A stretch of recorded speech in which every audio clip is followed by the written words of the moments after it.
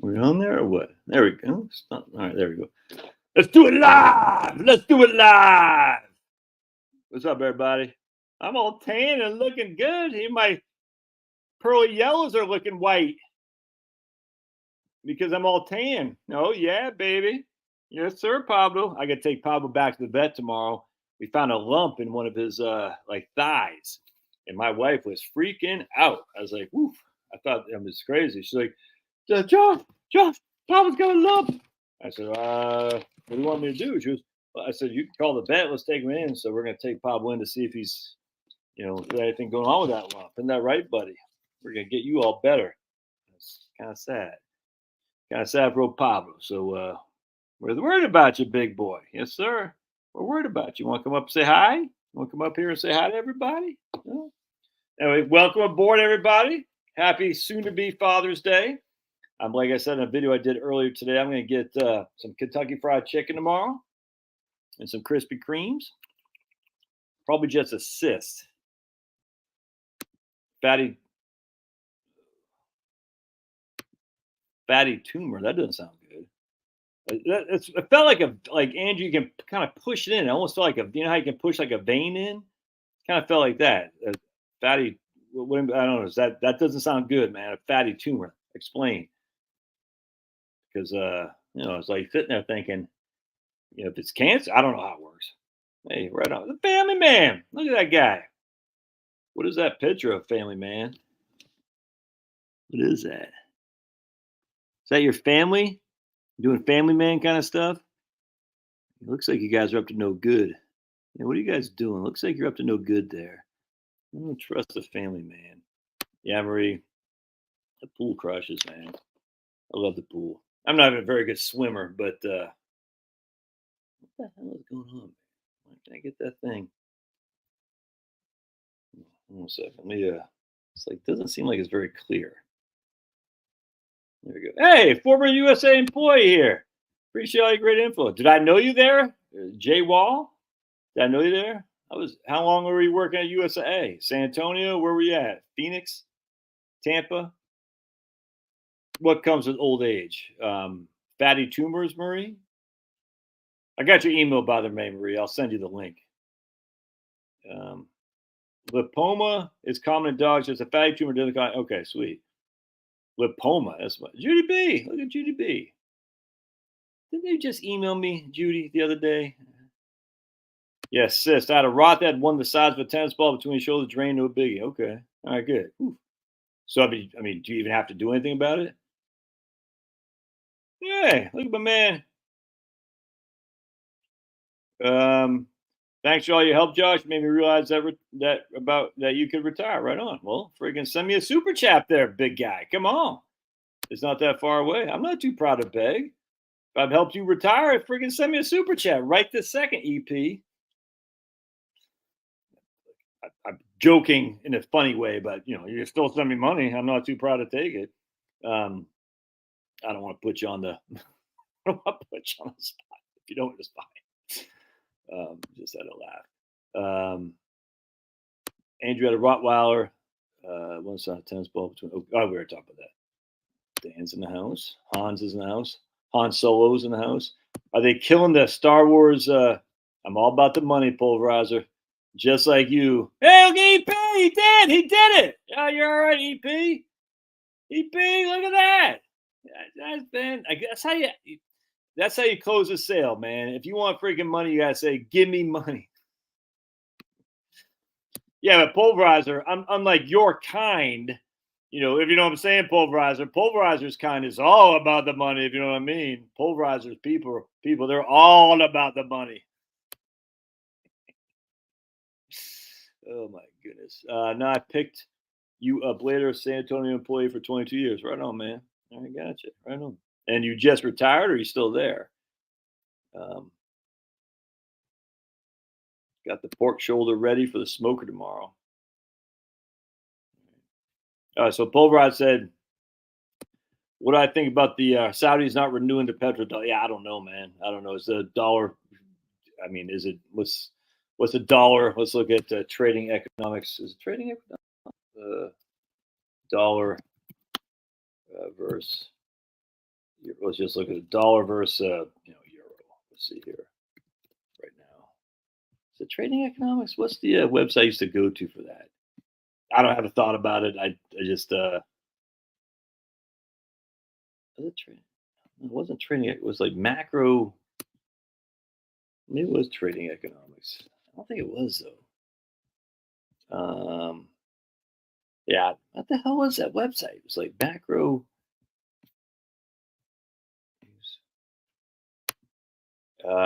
Pablo, we think Pablo might have a fatty tumor.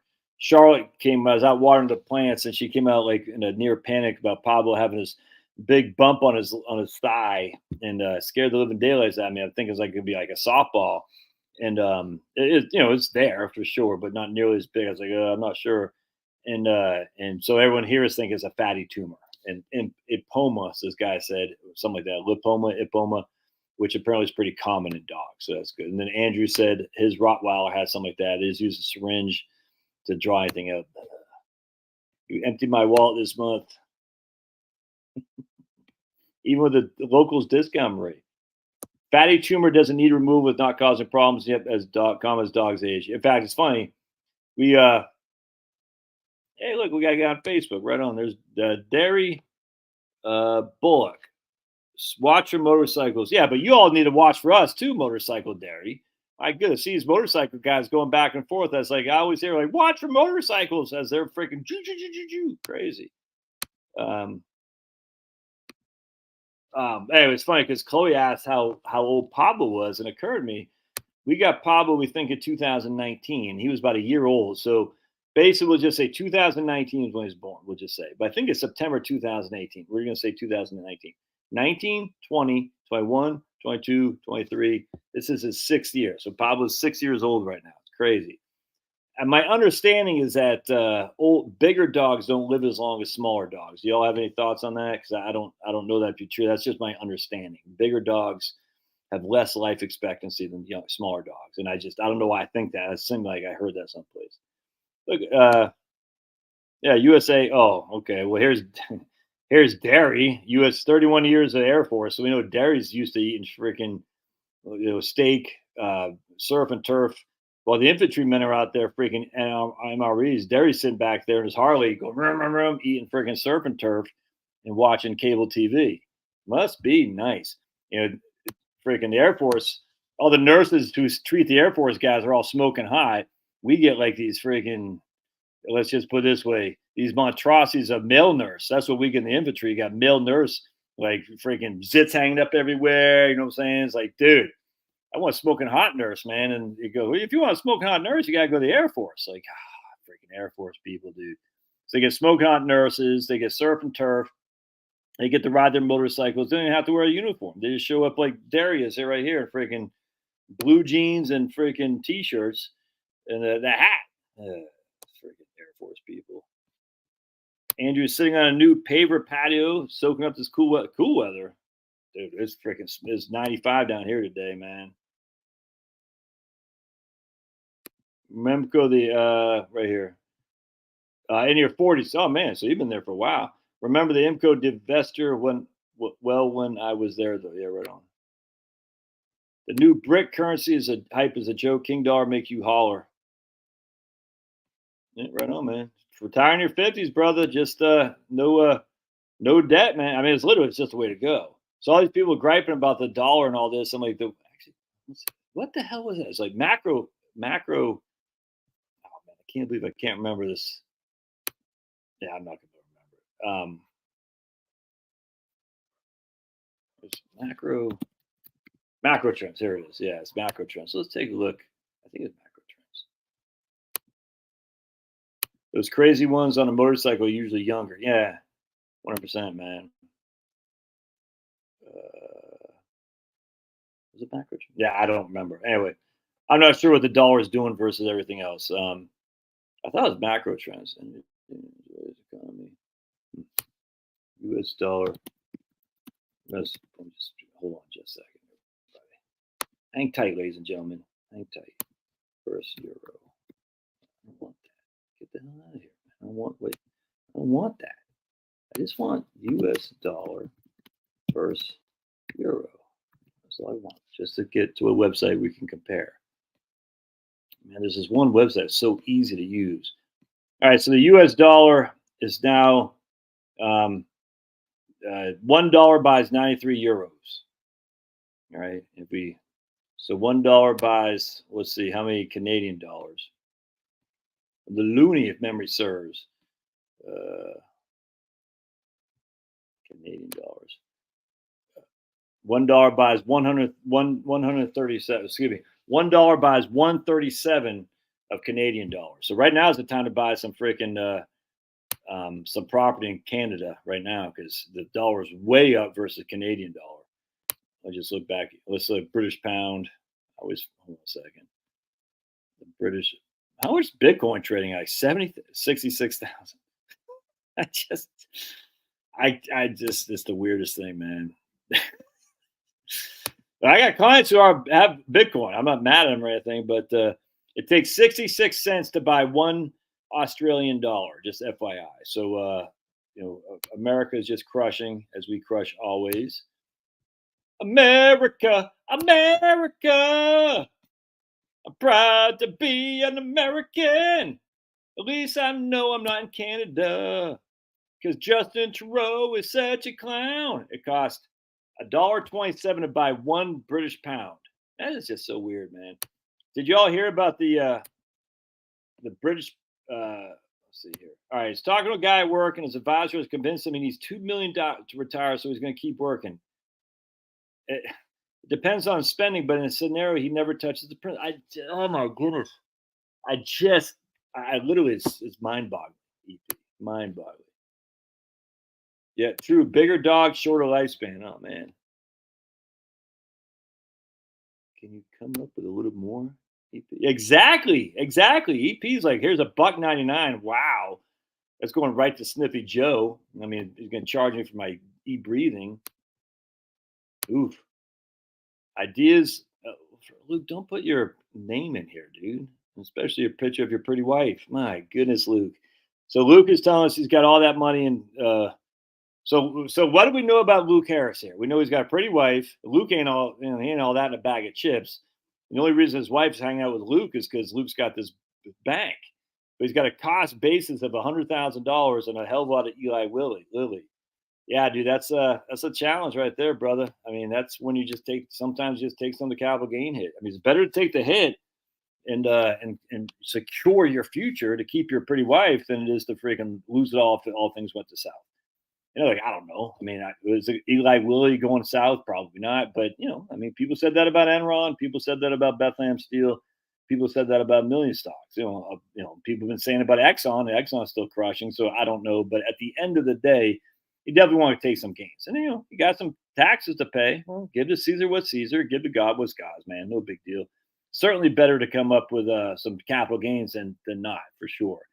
Or you just, if you don't need the money, and I presume you do because you look pretty young, you just hang tight and give it to your kids, transfer them tax-free upon your demise. But I imagine you probably need that money. I would just start taking gains. I don't know you about anything. I just start taking gains off the table just to secure that position. And people are like, but it's taxed. Yeah, that means you made money, man. It means you made money. I was getting ready to say something about somebody said there. Right about the BRICS. Yeah, this whole anti-U.S. thing, I just don't understand. Oh, that's what I was saying about Britain. The BRICS isn't part of Britain. Britain is not part of BRICS. But right now, the Tories are behind the new Reform Party with the Neil Farage. That's how bad UK is right now. A newfound party, the Reform Party with Neil Farage, is now the second leading party in the UK. And there's other polls that show otherwise, but it doesn't matter. The Tories, the Conservative Party, they're done, because I was just reading this article about the Tories. They're supposedly a right-wing party. This is what happens to the Republican Party too. They do all the stuff that Democrats will never get through. The Republicans are the ones who did affirmative action. They did the EPA. The Republicans are all the ones who did a lot of the vaccine. I mean, literally, if Hillary Clinton was in office, no Republican would fall for any of the crap that they pushed. None would. You see what I'm saying? So the Patriot Act. Oh, come on up, buddy. Everyone wants to see Cindy. Come here. Come on, uppy. Oh. Antibodies. Thank you. Antibodies. Yeah. We just look at Pablo's butt. So Pablo's butt is now on me. But that's the thing. So what the Tories did is they also affirmative action. They literally, if you have a company with over 250 people now, you must have a DEI counselor in your company. It's insanity. And these are it's insane. They're pushing massive green stuff.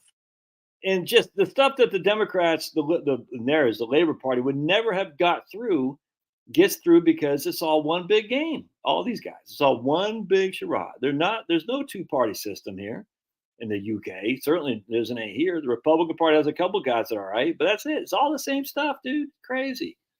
I mean, the only thing is the judges that get put up there, and the only person doing that was Trump. Look at what freaking Bush did. Remember, he tried to get Harriet Miers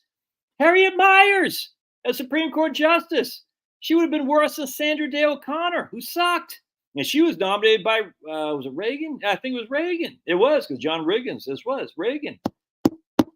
Freaking Anthony, the guy who replaced Bork, Anthony Kennedy. Earl Warren from the Warren Court. He used to be a Republican governor of California. David Souter. The list goes on and on and on. It's not a two-party system. It's a one-party, uniparty, with the same two wings of the same evil bird. There's a couple guys in there that do better. Trump, for instance, but it's insanity,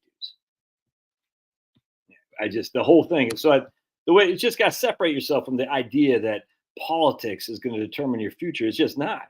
And then on top of that, you got to separate yourself from this idea that pulverize. You know this, that BRICS is going to mean anything relative to the U.S. It's all one big game, dude. The people who control everything, they're not going to oh my goodness, America's going down. Now we're going to go to Brazil, Russia, India, China, and South of Africa. Oh, it's just dude, they love it the way it is, man. I heard same thing about bigger dogs. Yeah. Good. Denise. Oh man. Yeah, dude. That's Luke saying thing about deep in the money call. I'll just pay the tax, man.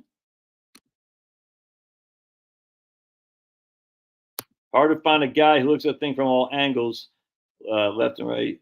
Yeah, thanks, dude. Super tall ones not as likely to get super. That's interesting. Are you super tall, Douglas? Had two dachshunds, one lived 19, one lived 17. Damn. Yeah, here you go. Even Harry's saying that the bigger they are, the shorter the lifespan. Yeah, Jerry West just died.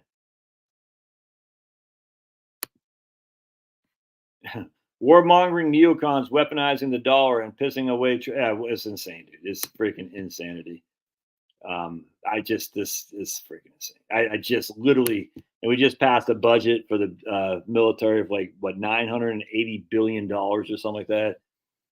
No one's saying, where's the military, as they say about Social Security? Well, Social Security is unfunded. Well, where's the military? Do we have a funding for a $988 billion military operation? No.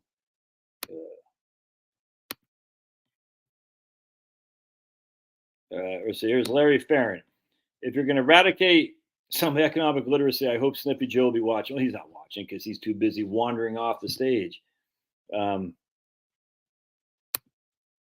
my PVC. Yep. The trademark PVC. Yep. The PVC pipe of knowledge. Miss English. My English Mastiff lived 11 years to the day, even after swallowing whatever that is, 6,000 remove it. Really. Pay the house, retire 100%, man. Yeah, exactly, Kenny. Well, we didn't have an Air Force mess hall because we weren't 57 flavors. So if you know what I'm saying, because we were real soldiers, unlike Kenny. Kenny was working on the Air Force guys. So we know that Kenny was, what? You know what I'm saying? So Kenny was like, hey, I'm a soldier of the 57 flavor army. So we didn't have Air Force. But what we would do is we'd go down to, I think they had the helicopter guys. What was it? There's a unit, so we were in the infantry. So we had 1st Brigade, there's 187, 287, Triple Deuce, 122, and Triple Deuce. Yeah, something I can't remember. But it was 4 companies or battalions. Yeah, I think that's what it was. We had 4 battalions. I can't remember. But anyway, long story short. But if you went down in Fort Drum, down and around, it took about 10 minutes to get there to walk, or we just drive down 2 seconds flat. There's some other. It either it wasn't officers. It was like the helicopter people or something like that. You get the better chow there. The infantry is just whatever. You know what I'm saying? But then down there, that was before I was drinking coffee. By the way, I wonder how the coffee tasted. They say that in the army, the coffee's mighty fine. Who said that? I hope Luke Harris is his stage name, but I do hope that's his wife because she's pretty. How dare you call another man's wife pretty? Well, she was. She looked good. I like when people show their wives. That's why I never do. Because I don't want anyone talking smack on my wife saying, "Hey, Charlotte, Josh is yesterday's news. Why don't you come with me? My name's Luke Harris. I got $3 million. Drop that loser. Drop that zero. Get with this hero. Just say yes. I don't want to hear no, because that's not the way it goes. And I'll take it to every Get Fresh show. That's the last time I'll ever rap. Right there's Dougie Fresh. I moved some gains to cash to bolster my cash position. Yeah, right on, Hans. I'd sell and pay the. Well, I want to do it all in one fell swoop, man. I mean, that's a big tax hit right there, man. I wouldn't. I mean, I just do it, like 100,000, 200,000 a pop. But man, Ted is woo. Ted wants you to give to reduce the deficits for Sniffy Joe. Yeah, I saw that. France and Netherlands are seeing massive popularity in far right political parties. Far right, according to the left. They're so far right. They want to deport people here illegally. Anyway, I was listening to this guy, Nick Gillespie from Reason Magazine. And I like Nick Gillespie. I'm not a fan of Reason Magazine. They sold out after COVID. It was so bad.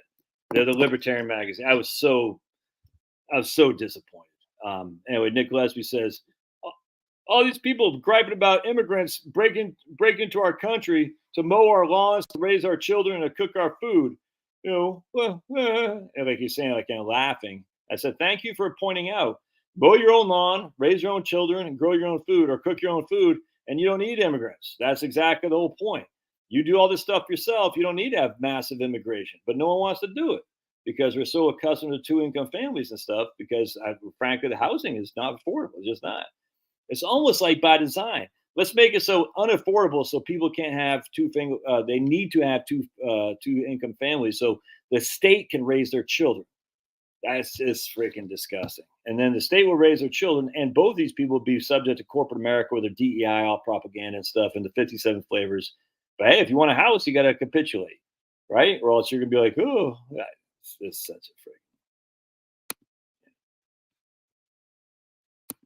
Harriet Myers wasn't.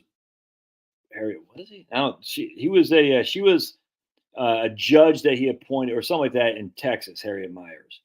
I don't think she was his press secretary, though. I might be wrong, but yeah. But then I think I think when the conservatives threw a fit, I think that's when he got John Roberts, and John Roberts, because they got stuff on him on how allegedly he adopted his children.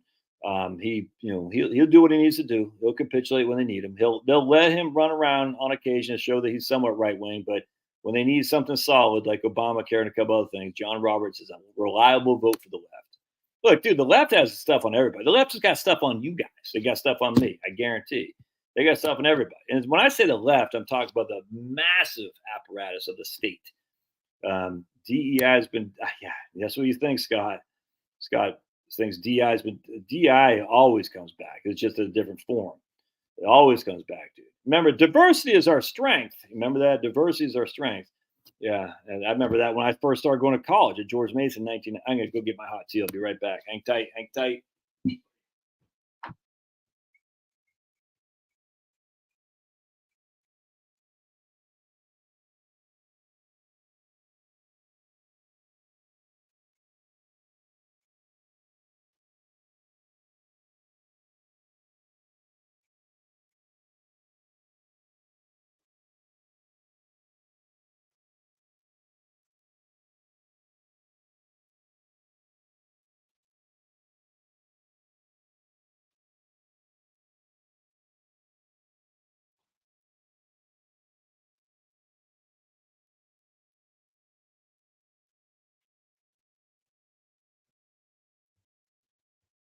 Oh, good babies. Keep me apprised of the hockey game too, if you guys don't mind. I'm hoping for Edmonton to at least make somewhat of a series out of it. Ed in Fort Worth making a weapon of the dollar through sanctions, but the world no longer wants to bend to American values. Yeah, what are our values? Let's go bomb everybody. Let's see. All right, 1 second. I'll get massive wins to but I mean until it comes. I mean that's great. I'm glad they did, but remember we thought the lady in Italy was going to be a great conservative, and she turns out to suck. I mean, she's better than anything else it could have been, but she's not all that in a bag of chips.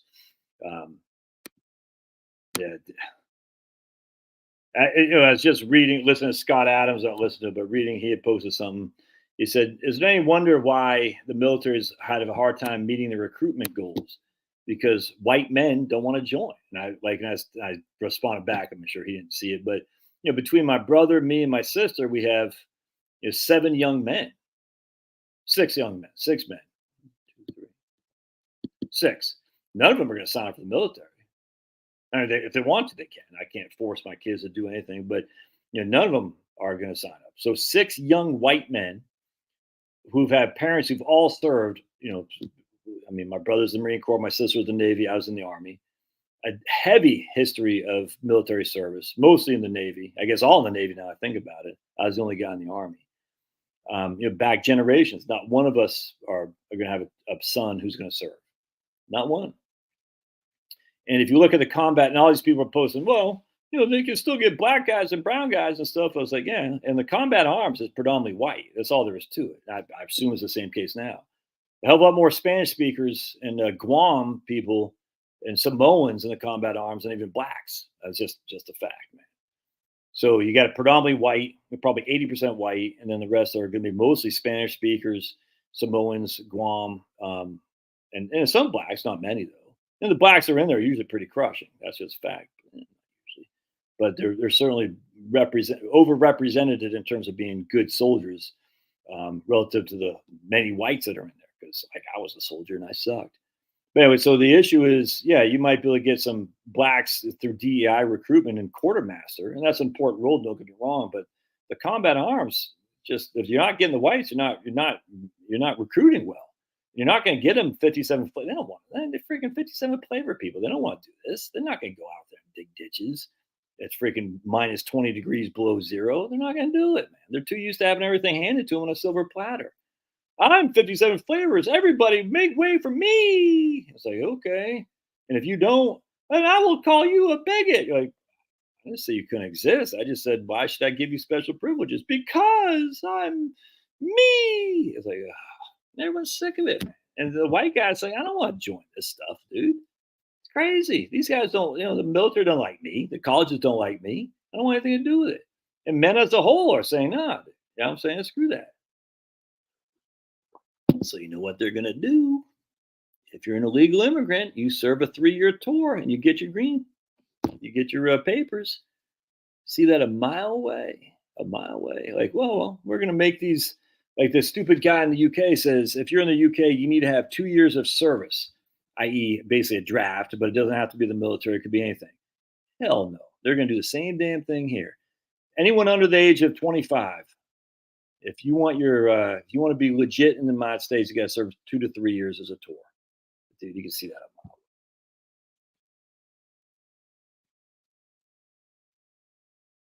Yeah, it's the AFD is kicking ass and taking names in Germany. They're trying to make it illegal, even though they're basically the second largest political party. I mean, that'd be literally like making the Republican Party illegal. It's crazy. Army did the KP in our USAF mess hall. Yeah. I did KP, but we didn't have any Air Force people around. So I was not an airborne guy, and I made it. I ran. I was 4 months in Ranger School. Went to 2 times in Fort Benning phase and 2 times in Dahlonega phase. When I finally said, I'm done here. I probably had more spot reports than anyone in the history of Ranger School. So I raised my hand and I said, fact, I just had a dream, as a matter of fact, because in Dahlonega, it was north of Georgia here. You got to tie all these knots. I can't tie knots to save my life. I just had it, and it really haunted me. I was like, dude, how come I can't get this? It's weird, man. I literally would stay after and practice, and I just couldn't get it, because I wasn't in Boy Scouts or anything like that. I just had a dream 2 nights ago that's trying to tie some kind of rope contraption like they teach in Ranger School with my wife there. I can't remember if we're going over rivers. I just can't remember what we're doing. But I needed to tie this rope contraction, whatever it is. And my wife was there. And I couldn't get it done. And she goes, well, why don't we ask that guy over there? And I said, well, I don't. And I was like, I'm the man. I should be able to do this. She goes, but you're not able to do it. Just ask this guy over here. He can do it. I was like, oh. So it's like, so I was having a nightmare about not being able to tie knots, which reminds me of my Ranger School days. And then I'm worried about my wife going over this guy over here who could tie knots instead of me. I was just 11 Bravo Celtic. I just straight leg grunt, nothing fancy.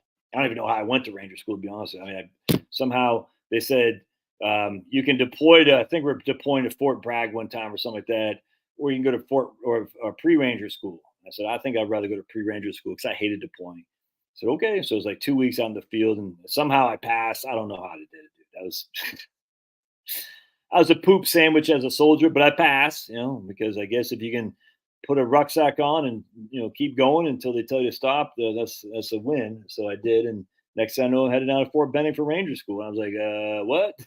It's like, dude. Some folks like the Army. To me, it's just a mess. If it's so damn terrific, how come I wear a dress? Clink. It's pretty funny. 30 gain, 30. Well, I guess good point. He started with 100. Yeah, that's true. I got you, Ted. Fund manager for California state employees only by DEI companies, underperformed compared to Florida fund manager. Yeah, it's California. They stupid. I don't do any of the home maintenance, yard work, clean the house. That time's better spent with my family. Yeah, but I hear you. Trust me, family man. I hear what you're saying. You don't clean the house though. We do that. I trust me, dude. I studied economics. I get the opportunity. There's a thing, comparative advantage. Your time is better spent doing something else. I 100% get that. However, if we're going to be griping about immigration, like Nick Gillespie is saying, and then we still say we need someone to do all that stuff for us, well, the simplest solution is to do it ourselves, for sure. Now, a lot of people can't afford. Oh, that's so gray here. Maybe I'm screwing it up by doing this. A lot of people can't afford to pay for somebody else, but they're going to take debt and all that because they feel for sure that they need to have the two incomes. It's just, and we'll get into just a second here. But so check this out, Dan. Let me just do this real quick. There we go. The Celtics will win on Monday. Why? 6/17, 2024. The last time the Celtics won not the Stanley Cup, the NBA championship was 6/17, 2008. Guess what the area code of Boston is? 617. 617. Why are you not now bullish on crypto? I don't get it. What you were too bullish on crypto. What's going on now? I think you could go your way, Josh, and be fine, but I still think crypto. Yeah, look, I have no issue if people hold crypto. None. I just literally, it's the greater fool theory. It's literally nothing wrong with that. I mean, you can even say my house is a greater fool theory, that I only profit when someone buys it for more than I paid for it. But that's not true, because right now, even if I don't profit, I still get everything I put into it back, if that makes sense. And it gives me a place to live too.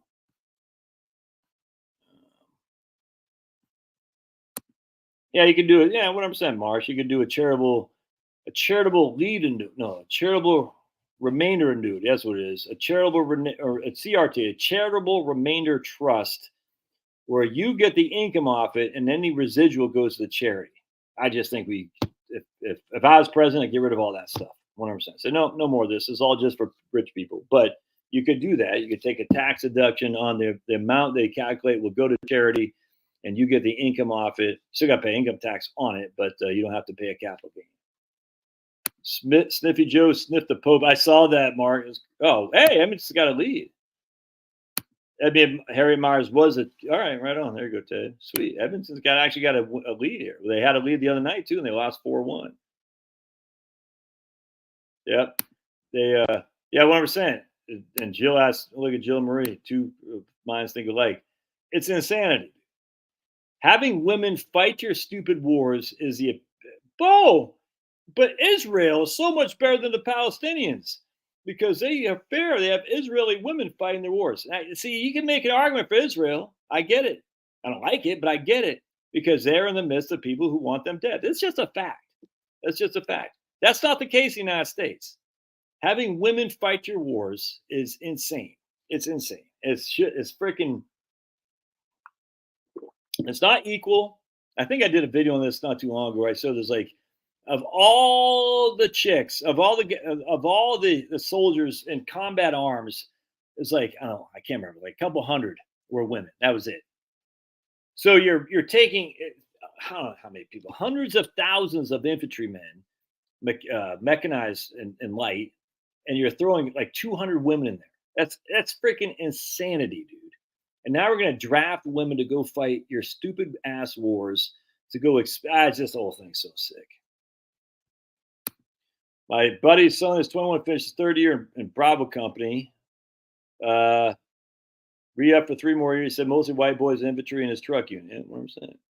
But Bravo Company was what units he in. So that's just, Bravo Company could be. I was in Bravo Company. That could be. But I was in Bravo Company 187. Recruitment question. What are your preferred pronoun? And it better be they, them. Exactly. My last video was touching. Yikes. Would I touched you? Did I get permission? I don't get what my last video was. I'm not sure. No. No. No. Are you back, Sam? This is Sam? No way. Sam, this is you. I hope you're still here. Pablo. Sam's still here. Sam's his black guy crushes. And he got really upset at me for some reason when he emailed me the day close this door. He emailed me the day of the election, of the selection, if you know what I'm saying it looks like Trump's going to win. And I know this is him because the same avatar. I hope he's still here. And we're emailing back and forth. And then when Biden won, Sam never heard back from Sam again. I'm sure I said something to offend him. You know what I'm saying? It is what it is. But I mean, I was like, dude, come on, man. You can let politics ruin friendships. I mean, would I say Sam is my friend? Not necessarily, but I very much enjoyed our emails together. Oh, thank you. Leaving? What? Okay. Did she leave? Okay, cool. Right on. They were downstairs. If you know what I'm saying. I said, keep that stuff on the up and up. Anyway, so I hadn't seen Sam in a long time. And so if he's here, that's great. Let's say a prayer. Father, Son, Holy Spirit, amen. Heavenly Father, we just thank you for all you've done for us, all you granted us. We thank you for friendship, camaraderie, for just everything, peace that we have living in America. We pray for peace in Israel, peace in the Gaza, peace in the West Bank, peace in Ukraine. We just pray for lack and end to wars, to have human beings not be so cocky, not to be so offended, and just love each other as Jesus commanded. He commanded this. I'm as guilty as everyone getting upset. I just pray for strength. We pray in Jesus' name. Amen. Anyway, so there's cried baby much. But I was disappointed, Sam, because I said, I can't believe you're falling for the Biden stuff. I can't believe it. I mean, Biden is the freaking one who did the 1994 crime bill. And if you're black, how can you fall for that? It's crazy. I mean, talk about white privilege. Biden's freaking crack smoking son. Dude, it's not just Biden. It's all those guys in D.C. The most are white. I grant you. But they're all freaking up to no good. And yet the guy who promoted the crime bill which put basically black guys in jail while all these rich white guys are getting off. This guy's voted. I couldn't believe it. I was like stunned. I said we had 4 years of Trump. Did Trump ever put any black guy in jail for being, because Trump's a Nazi? No. Did he ever put any Jew in jail? No. A gay guy in jail? No. So it's not about that. Trump's about America. I was so disappointed. I was like, look, I don't care if you vote for Biden. It doesn't bother me. But promoting that guy as if he's going to do something for black people, he hasn't done crap all these years. Nothing. The biggest racist there is. It's just stunning to me. And look, if you want to vote for him, that's fine. But then to promote him is crazy. It's like, who's that guy? Hear this Marlon Wayans, what the clown's that guy name is? Like some of these guys just take the ticket, dude. They do.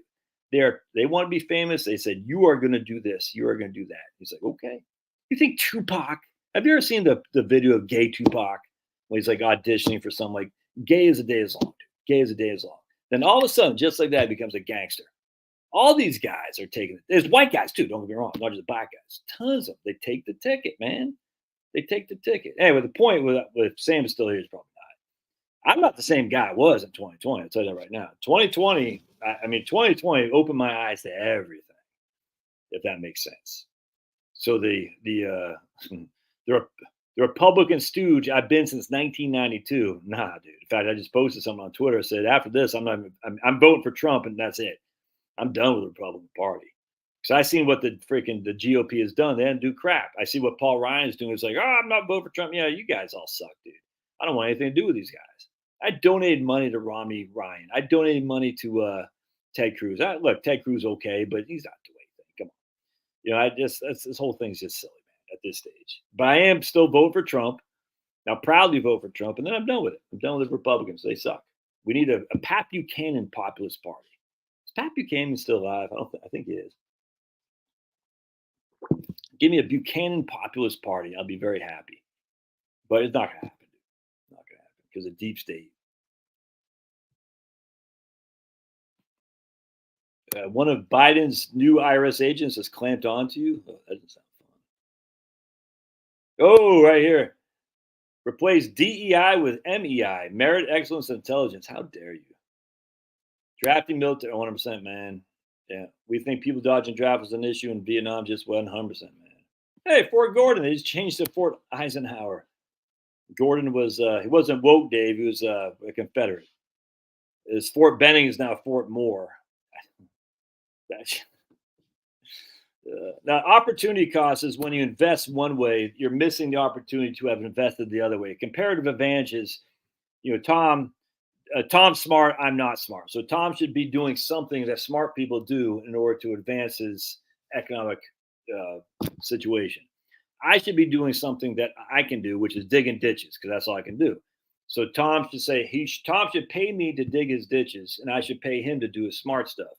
And given that I'm doing something efficient with my use of my hands, Tom's doing something efficient with his use of his brain, we can actually work a way that we're both taking advantage of comparative advantage. It's kind of like Tom is better as a corn grower. I'm better at raising pigs. I raise pigs. Tom raises corn. We trade. If I raise half pigs and half corn and Tom does the same, that's not efficient. So we focus on the one thing we're good at and leave the rest to somebody else. That's what's called comparative advantage in economics. All right. Oh yeah, 100%. Fodder for Ukraine. There's Andrew. He does all the but Andrew, you're good with your hands, dude. Andrew knows how to do stuff. I hired some Spanish guys to do my lawn, frankly. And when I remember when we got back from San Antonio, I said I can't wait to mow my yard, and I did for about 3 years. And this is when we lived in New Jersey. And when we moved down here, I said I did for about 3 years. Excuse me. When we moved I did all New Jersey. We moved down here. In New Jersey, I think I can't remember. Anyway, in New Jersey, it's crazy. You had to push your leaves out on the side, and they had a leaf truck come. I said, dude, leaves are such a good mulch. And I said, why can't I go get the leaf mulch? Because they grind them up and they put them on the county, the Camden County. They put them in a dump. I said, dude, that's such a good mulch. Go get the leaf mulch. You couldn't do it. You can't go get the mulch, dude. I was like, this is insane.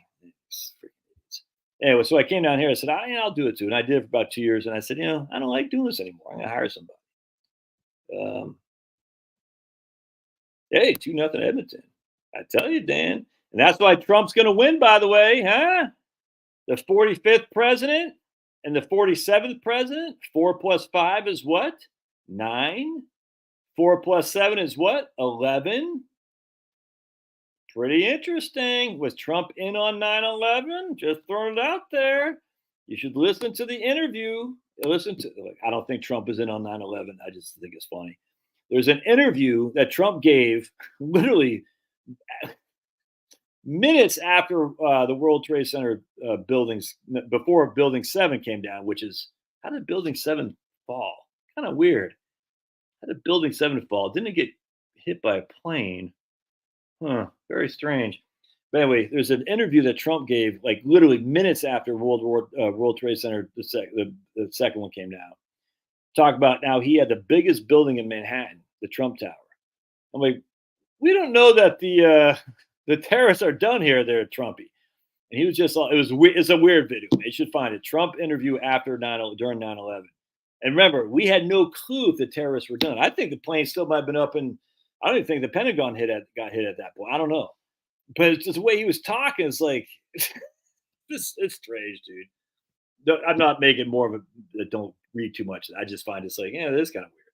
It's like, yeah, we got the biggest building now in Manhattan. Yeah, it's like, okay, that's a weird thing to say, but okay.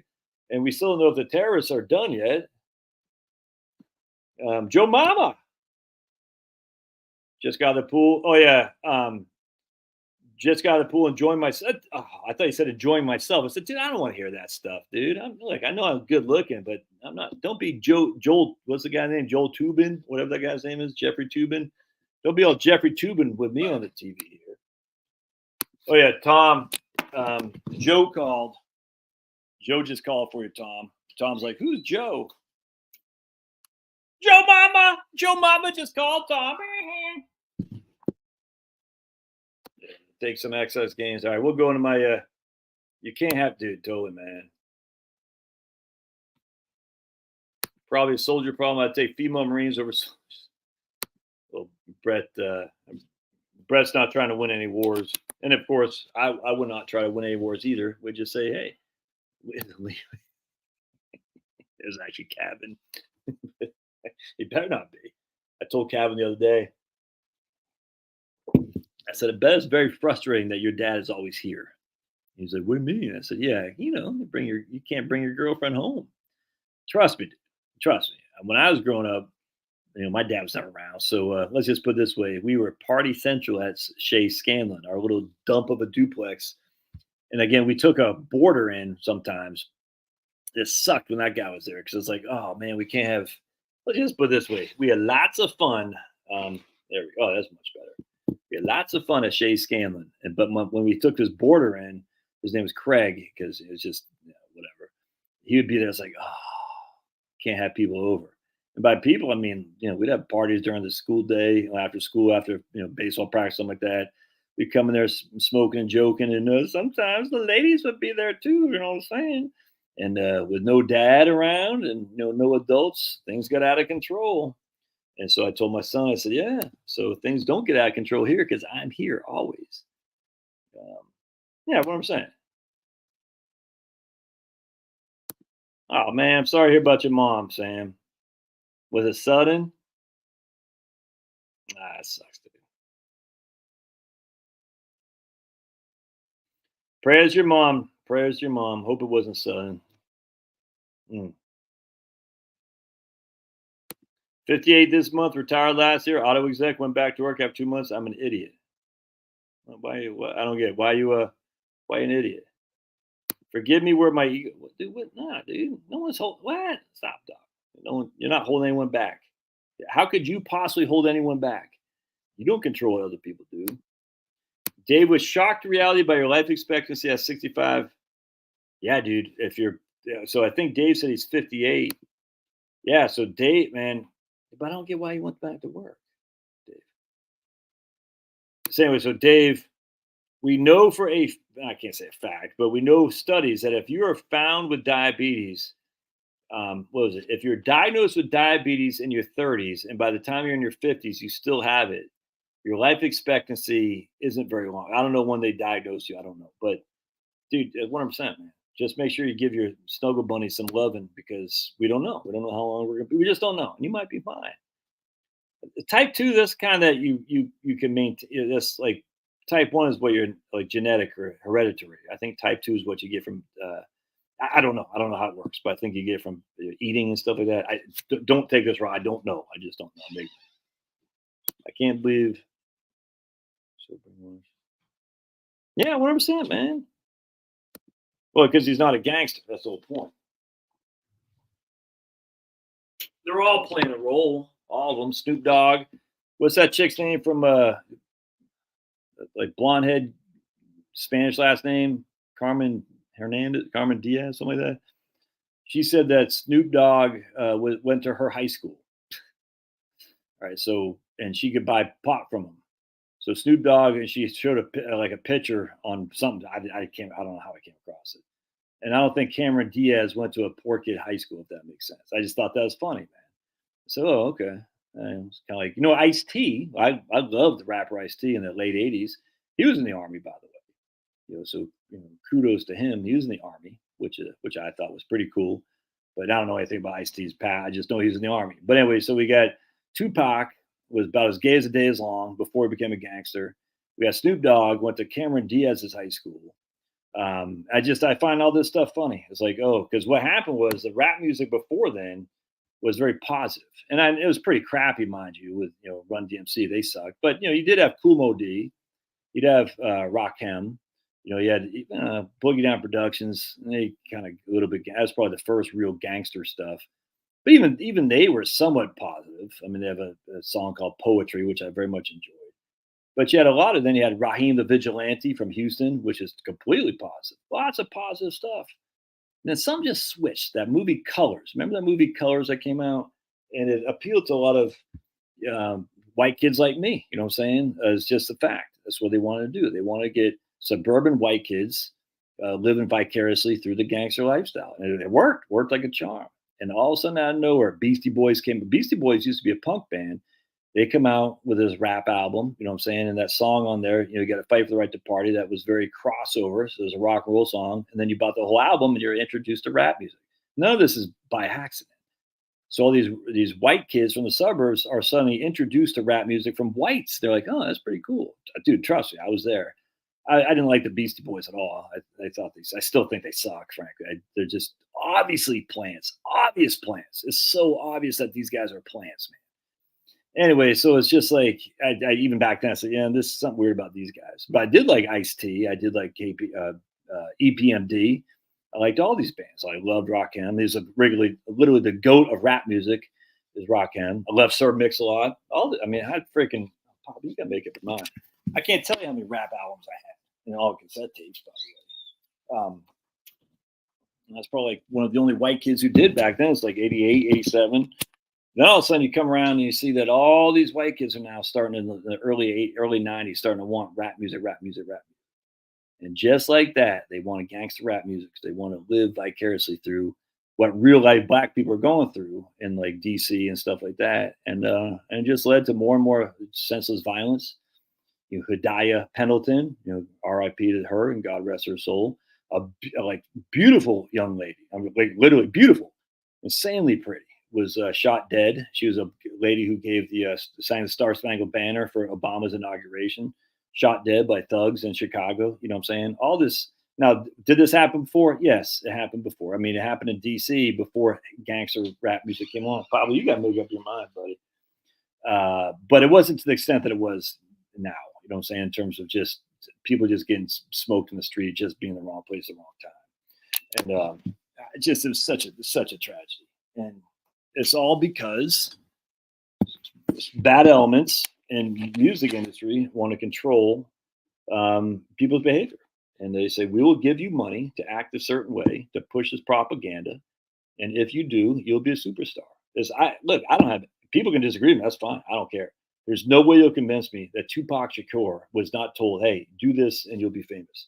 And all these other guys too. Snoop Dogg, do this and you'll be famous. There's no way. And it's not just those guys. I mean, rock music too. All that stuff. There's no way. Someone didn't say these idiot bands, these glam rock bands in the 80s, do this and you'll be famous. Because that music sucked. The first Motley Crue album, Too Fast for Love, was pretty good. But after that, they just horrible. Well, Shout at the Devil was pretty good too. But I mean, these guys were just freaking, just horrible. They're preparing us for what we're doing right now, the 57 flavor stuff. You know what I'm saying? Get completely set up, dude. That's that. Crazy. All right. Yeah, Hillary, I was a big fan. 2-1 Evans. Oh, no, there's Tom.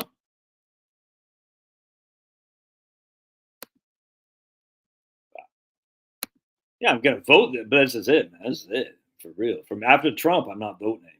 Unless we get a populist Republican or a populist third party. Now, I'm not expecting a populist Republican party. Just not. There you go. Women can fly the drone arm. I hear they make better. Yeah.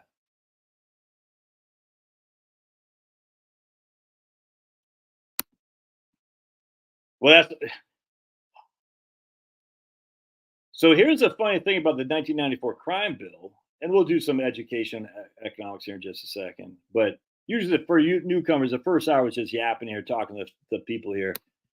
Remember, this is the whole point about crack versus cocaine. Remember, there's a 1994 crime bill that made crack a bigger crime than cocaine. And then 20 years later, they're saying how racist is America because crack, the black drug, is a higher crime than cocaine, the white drug.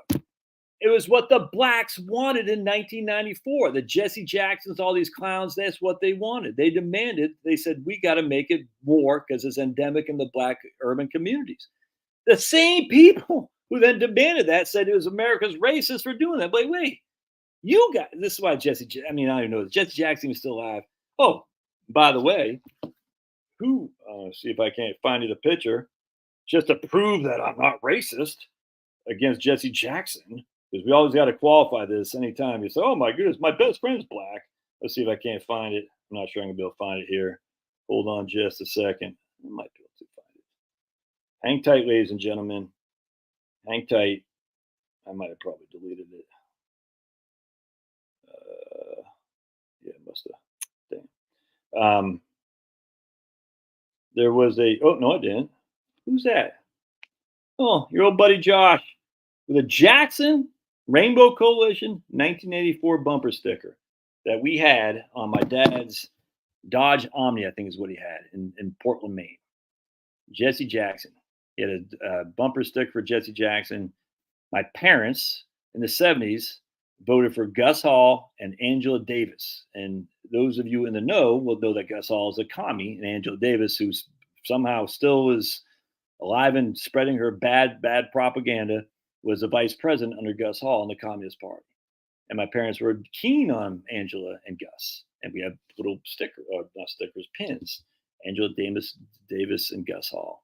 And so Jesse Jackson was obviously the natural alternative once he ran in 1984 and 1988. But then he lost the primary. And so I voted for Mike Dukakis because, I wasn't voting for George Bush. How dare I? All right, so let's talk about some I'm not holding my breath on that, though, Jill. Not holding my breath. The whole question about Building 7 was what was in it. Also, in Hillary's, remember they had that burning, like where Hillary's servers were or something like that in D.C.? Like the building burned, just happened to be the place where Hillary was storing all her illicit data. The whole thing's so crazy.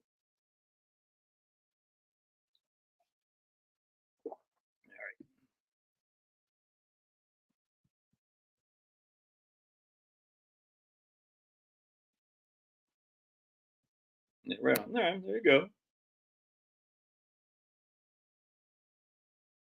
What was saying? You're all right. You're all right. Whoa, there you go. So there you go. Perfect example. Sam's mom was diagnosed with diabetes in her 30s and lived to be 71. That's exactly the issue, guys. That's exactly proof positive right here. I mean, it's anecdotal, like granted, but we have studies. If you're diagnosed with diabetes in your 30s, your life expectancy isn't 95. It's just not. All right, type it right on. There's Angie. I have typed I have type 2 since 46. My life exactly. So you shouldn't be planning to live until you're 85 or 90. You shouldn't.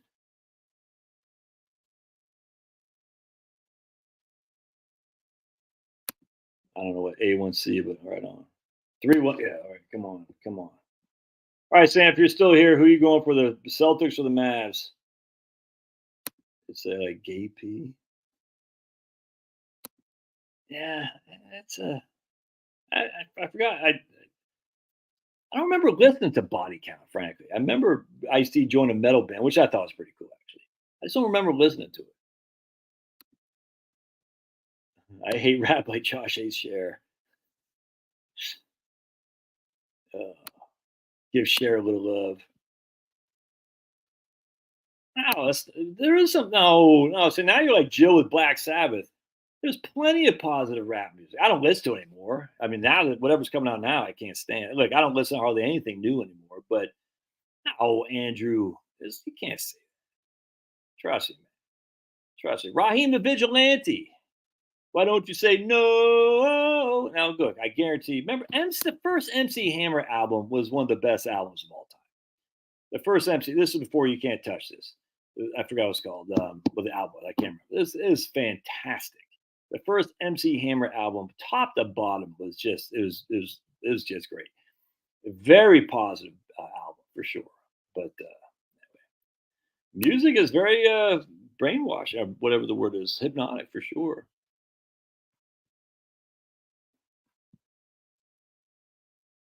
I mean, right, Joe. I might change them. As we sit here today, I'm like, no, I'm done with these guys. You got Bad Ace in the house. Isn't Jesse Jackson pretty ill? Yeah, I think he might be. Music is 10 years after Deep Purple, C. Sarah Black. Yeah, I couldn't disagree with that. Last day I voted for Jimmy Carter, who was a better president than Nixon.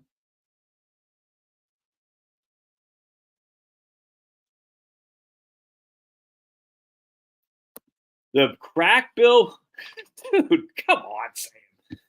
Clinton had the Republican Party had no authority.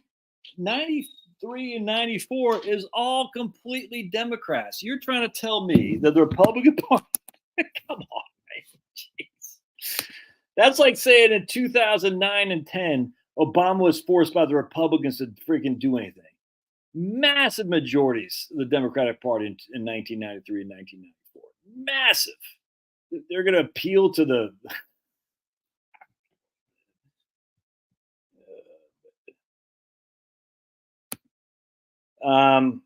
I just remember Ted. So I was a big far lefty. Celtics right on. All right, good. All right. Well, we agree there, Sam. I hope your house is still crushing Ohio. Good. If you're ever in Atlanta, Sam, you got a place to stay, brother. I'm telling you right now. I don't care who you vote for. You can stay here, man. I think you're a good guy, and I'm glad you're here. That's for sure. Almost makes me tear up thinking about it, actually. But anyway, but yeah, you got a place to stay. Ted, I just remember going to Honduras when I was in the Army and seeing how freaking poor everybody was and saying, what the hell? I thought I was poor. You know what I'm saying? Grew up in Maine. We didn't have TV. We didn't have a car. You know, had a party line phone. We're on the fake money. This stuff right here. This stuff right here. See, it's orange and brown and purple. And I thought, and couldn't eat meat hardly at all. We didn't have any meat. And I thought I was poor. And then when I got deployed to Honduras, I said, what the hell is this? And I read this book by a guy named Alan Drury called Come Nineveh, Come Tire. Google, hold on a second. Let me bring it up on Amazon. And it freaking, dude, it rocked my world. Come nine, yeah, right here. It rocked my world because he quotes what the commies are trying to do. Just such a good book. Just real. I mean, I was in Honduras. It was like, divine, whatever it is, divine some intervention. Come Nineveh, come tire. The presidency. Pablo, you keep going back and forth. You're nuts. You're a knucklehead. And what this book was about right here.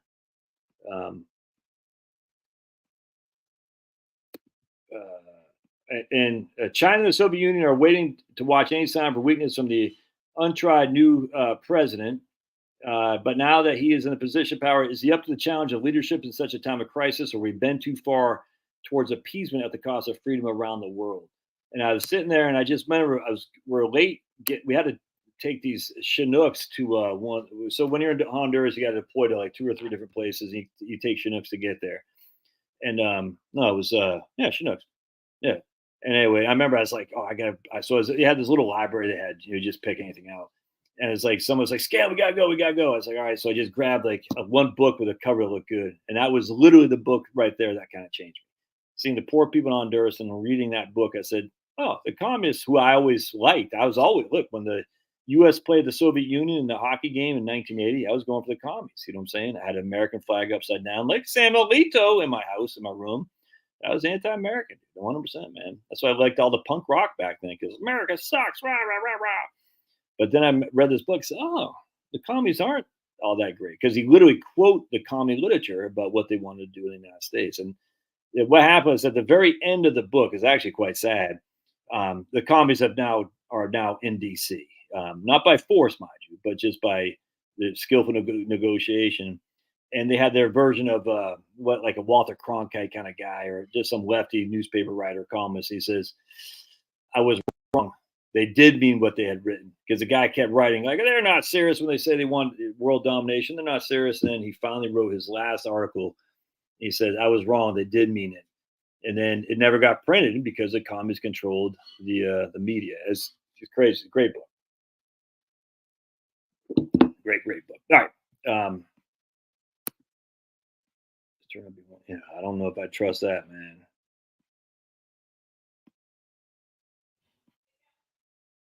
One second. Mavs need to make it. Yeah, I don't think the Mavs.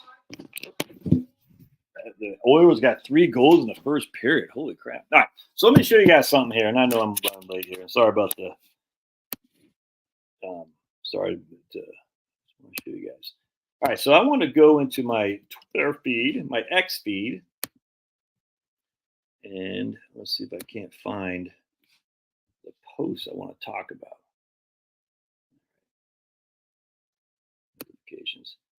What if the Oilers come back?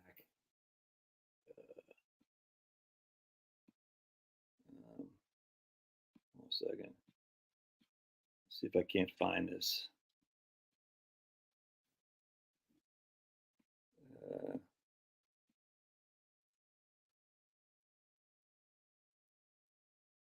I gotta find the freaking thing. How do I do this now? I'm new on X. I'm new. Wait, 1 second. I'll get there. Hang tight, ladies and gentlemen. Hang tight. So we're gonna go replies. I think it's replies.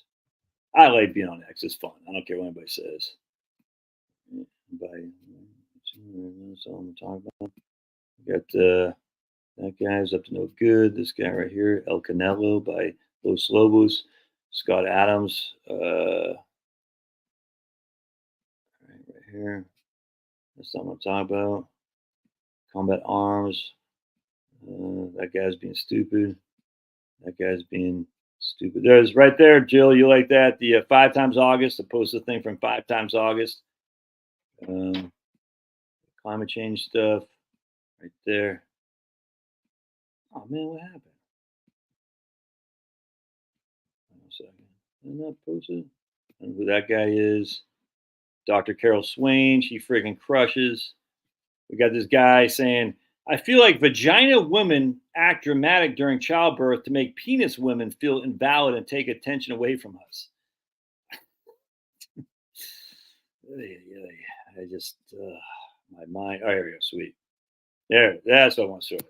There's so many idiots out there. Vagina women from penis women. That's literally a person should be in a facility. All right. So right here. So we're going to go into this thing right here. This is an economics professor at the University of Arkansas, I believe. And he posted this thing right here. I understand that people care about the cumulative effects of inflation, but why would they be more concerned about inflation now than in 2022? And he says, American financial concerns over inflation, interest rates, and jobs have reached their highest levels in over 2 years. A record 84% of adults surveyed were worried about inflation for everyday goods, such as groceries, gas, and something else. But he's saying, but the problem is that the right here, milk is cheaper than a year ago. Bread is up just 1%. Eggs are up 3% and way down from 2023. All right, so he's saying, I get it. These are all much more expensive than 2019, but inflation has recently been tamed compared to 2022. Um, so his argument here is that why should you be concerned about inflation when inflation's way down from what it was 2 years ago? Why should more Americans be concerned about inflation? I get it. I get what he's trying to say. And then I want to show you what this one guy posted though. Right, right. Where was it here? Let me see if is it on here. Hold on a second. Oh man, I gotta find it. Hold on a second. Hold on a second.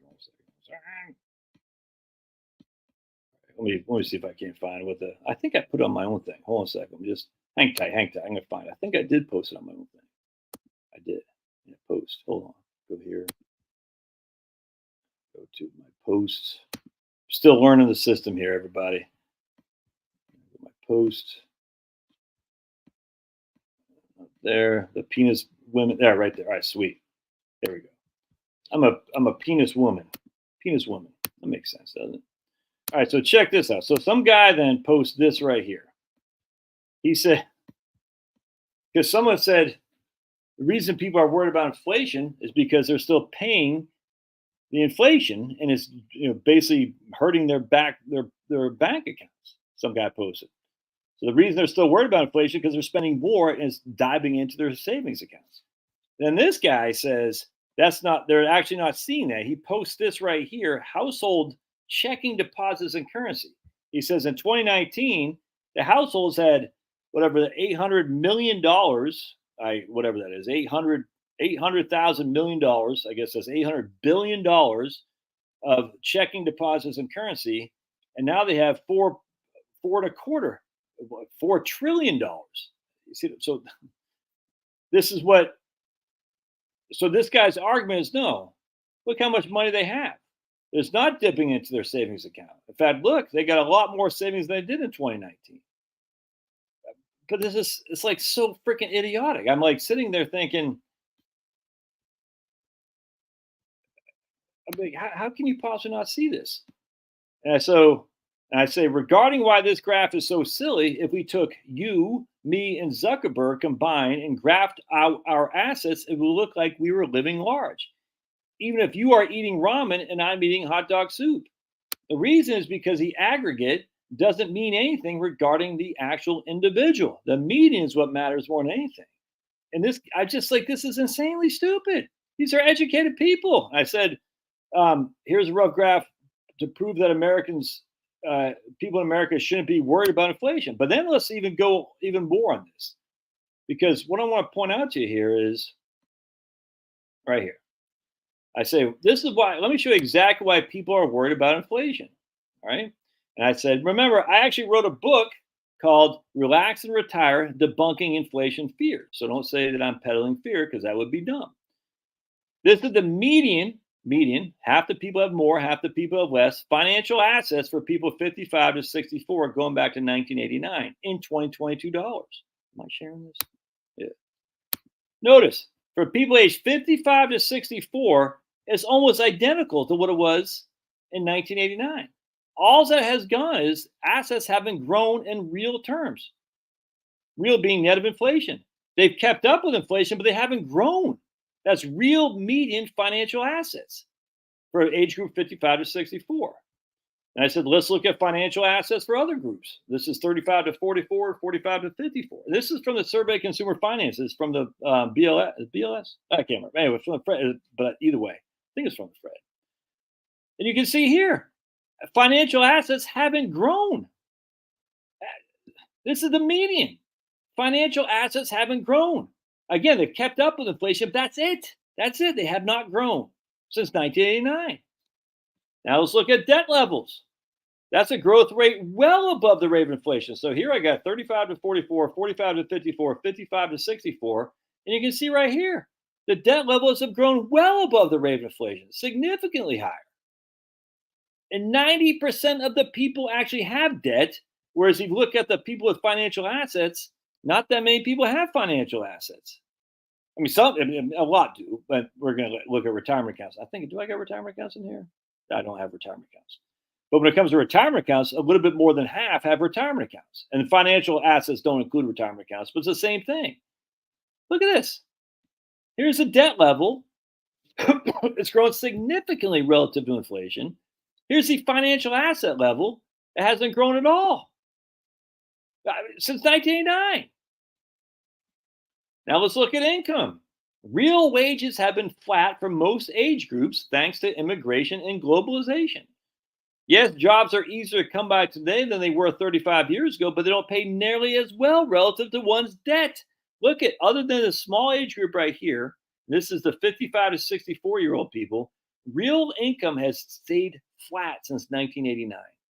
You can make an argument that these people right here are the last of the baby boomers who are before the globalization fully kicked in, who are probably in leadership roles right now. But well, look at this. 35 to 44, 44 to 45 to 54.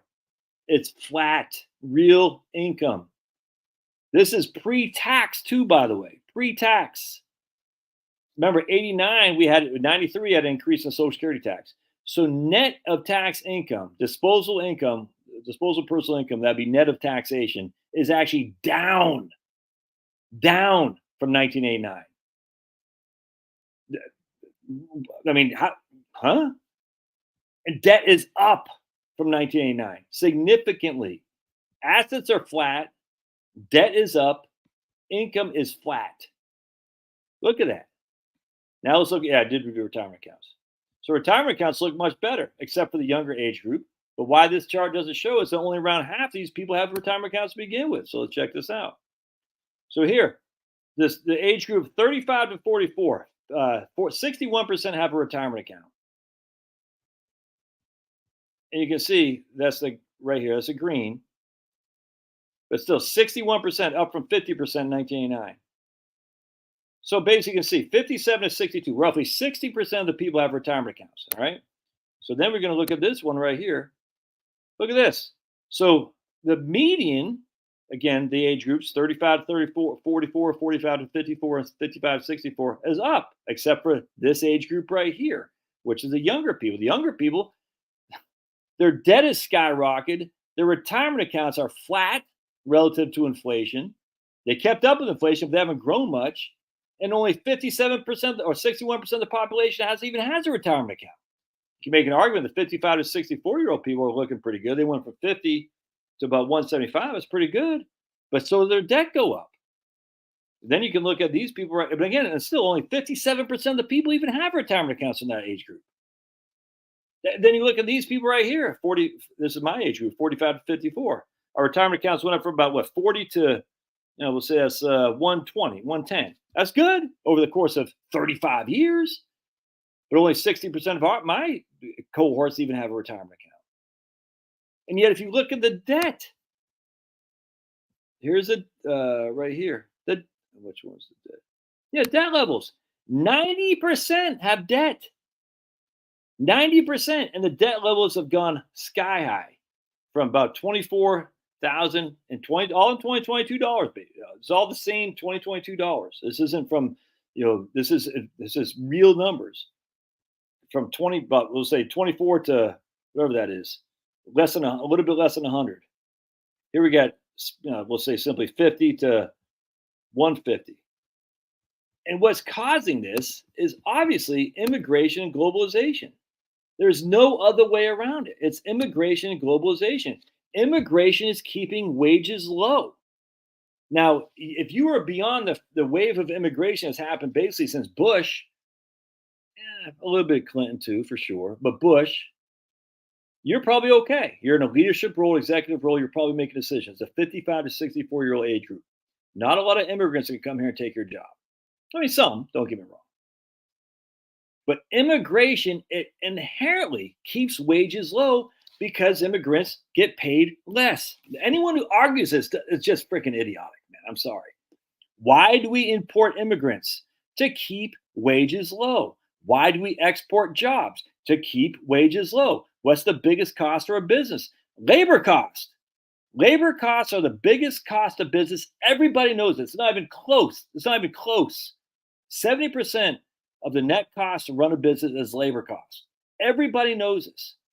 So if you can offshore labor or bring cheap labor in, you're going to do it because it makes your net more net profitable. That's just a fact. What does that do for the natives? Oh, either puts them out of work or makes them take a lower wage. This is why Pat Buchanan was right. This is why I want a Pat Buchanan populist party, not some freaking add-on to the stupid Republican Party, because I can't stand those guys.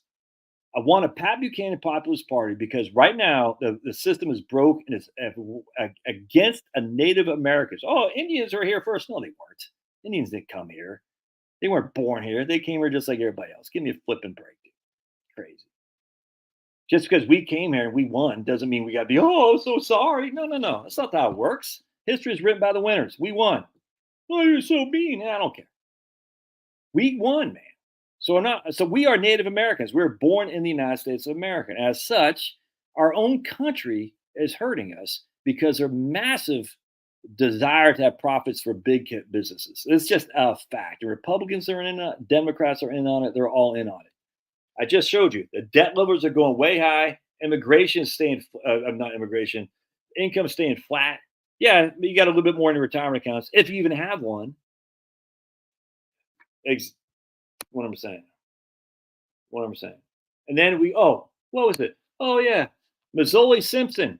Who passed that? Oh, Reagan, 1986. Mazzoli Simpson. That would get rid of all illegal immigration going forward. Oh, yeah, that worked like a charm. No, it didn't. It's all fake, dude. That's why the Republican Party sucks. They lied to us. Oh, yeah, we just passed Mazzoli Simpson. Same thing with George H.W. Bush raising taxes in 1990, I think. Oh, we're going to reduce the deficit. We're going to cut spending. It's all fake, dude. It's all fake. All these guys are fake. They knew that wasn't going to reduce. And then California will never be red again. Remember, California is a deep red state. They had Pete Wilson as governor in 1994. You know what I'm saying? They still passed their anti-immigration, affirmative action stuff. But Prop 187, a lot of stuff got overturned by some stupid, district, the Ninth Circuit Court. They used to be liberal, now it's pretty conservative thanks to Trump. Oh yeah, dude, 100%. That's exactly why they want machines to. Exactly, they want machines because machines don't take off days. Machines don't call in sick. They don't argue with their boss. They don't punch people. You know what I'm saying? They don't have a healthcare cost. Oh, sweet 4-1. All right, good. Yeah, I don't really want to watch too much politics, frankly. Boss tweet. Jill's always telling me to watch Bannon. I like Steve Bannon. I mean, I watch on occasion. If I ever watch politics, I'll watch Steve Deace. I like Steve because I like they got a Catholic guy on there who cracks me up, and they got Steve and some other guy who I just like a lot. But machines break, yeah, 100%. Machines do break. You need somebody to fix them for sure, absolutely. But they don't break as much as human beings. I mean, that's the idea about it, at least anyway. Anyway, so the issue here is the Republican Party, who said, and this the whole thing with Nick Gillespie was talking. This is the libertarians: free minds, free markets, free labor. Free people, free labor. Come across country. None of these people are dedicated to the United States. Oh, the old Italians. They were considered blacks and they were looked at badly. The Irish need not apply and all that stuff. They couldn't just go down to their border and come back and go down and come back. They couldn't do that. They had to take these freaking rickety boats to get here. You know what I'm saying? This is before the diesel engine was even. So it was like a steamship, if it was even that. They couldn't just hop on a boat and go back over to Ireland and stuff. They were here for good, man. Crazy. And then all of that, when they came here, New York City was a freaking bastion of just despair. Disgusting. Horrible. They weren't getting welfare. I'll tell you that right now. It wasn't happening. Luckily, they had Catholic churches, but even I told you about the story about my wife's dad, with the nuns, because my wife's dad's dad was literally the son of a drunken Irishman, and when he left his mom, my wife's dad's mom was basically raised, my wife's dad and his little brother by herself, and she couldn't do it. She couldn't have any money to do it, so she gave him to an orphanage, and the nun literally kicked my wife's dad so hard it broke his ribs, as a punishment for my wife's dad's brother peeing the bed. I don't have any hostility toward it. I don't know how the Catholic nun can do it, but I didn't walk in her shoes. That's how bad it was in New York City, dude. And this is the 1900s, by the way, or the 20th century. He was born in like 1935 or so, something like that. I can't remember. Yeah, something like that, 1936. So this is like in the mid 20th century. Imagine what it was in like 1870. It's a freaking horrible place to be. But anyway, so what happened was those people assimilated. They become outstanding Americans. My grandparents' parents came here from, well, my grandpa's parents came here from Germany right before World War I, and they were horribly discriminated against because they were German. Moved to Kansas City, started a new life. You know what I'm saying? And then, lo and behold, my granddad became a captain in the U.S. Navy, test pilot. He flew with John Glenn. My grandpa's brother actually took out the U.S. The Chickamauga, the Japanese battleship Chickamauga. You can look it up. Dick Deichman, Richard Deichman. We have a huge military background in my family. And as such, these are people who assimilated. And a lot of these Mexicans will do too. I got no qualm with that. But it's not just Mexicans coming over the border here. Who the hell knows who's coming over here? You know what I'm saying? We're giving away the store. And we're all, as long as you can say, well, Biden's worse and Trump's worse, we're all okay with it. That's what's crazy to me, man. And the only thing difference between the Republican Party is Trump, and the Democrats is Trump. That's it. Everything else is all the same. Bush signed Simpson Masoli. Simpson was out of Wyoming, and he was like the pre-Dick Cheney before Dick Cheney, the pre-Lynn Cheney before Lynn Cheney. We thought he was all righteous. Look, dude, I used to be a political, just like that guy Sam. He's been a political junkie since 1990. I was since 1992. I mean, I was raised in a very political junkie lefty thing. I thought Alan Simpson was okay. It turned out he was just a faker, just like all these guys, all fakers. I don't know what happened to Masoli. I think he was from New York, if memory serves, but I can't remember. But Reagan signed that. They'll end illegal immigration once and for all. And it gave amnesty, blanket amnesty. And then California never, after Pete Wilson, will never go red again. Ever.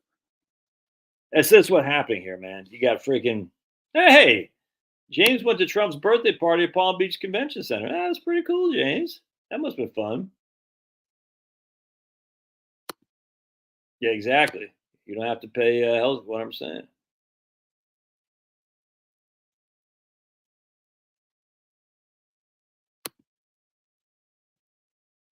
Good point, Fast Eddie. Machines don't buy items.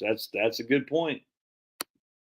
I saw a YouTube video showing a new robot that shingles a roof. There's got robots that can pick,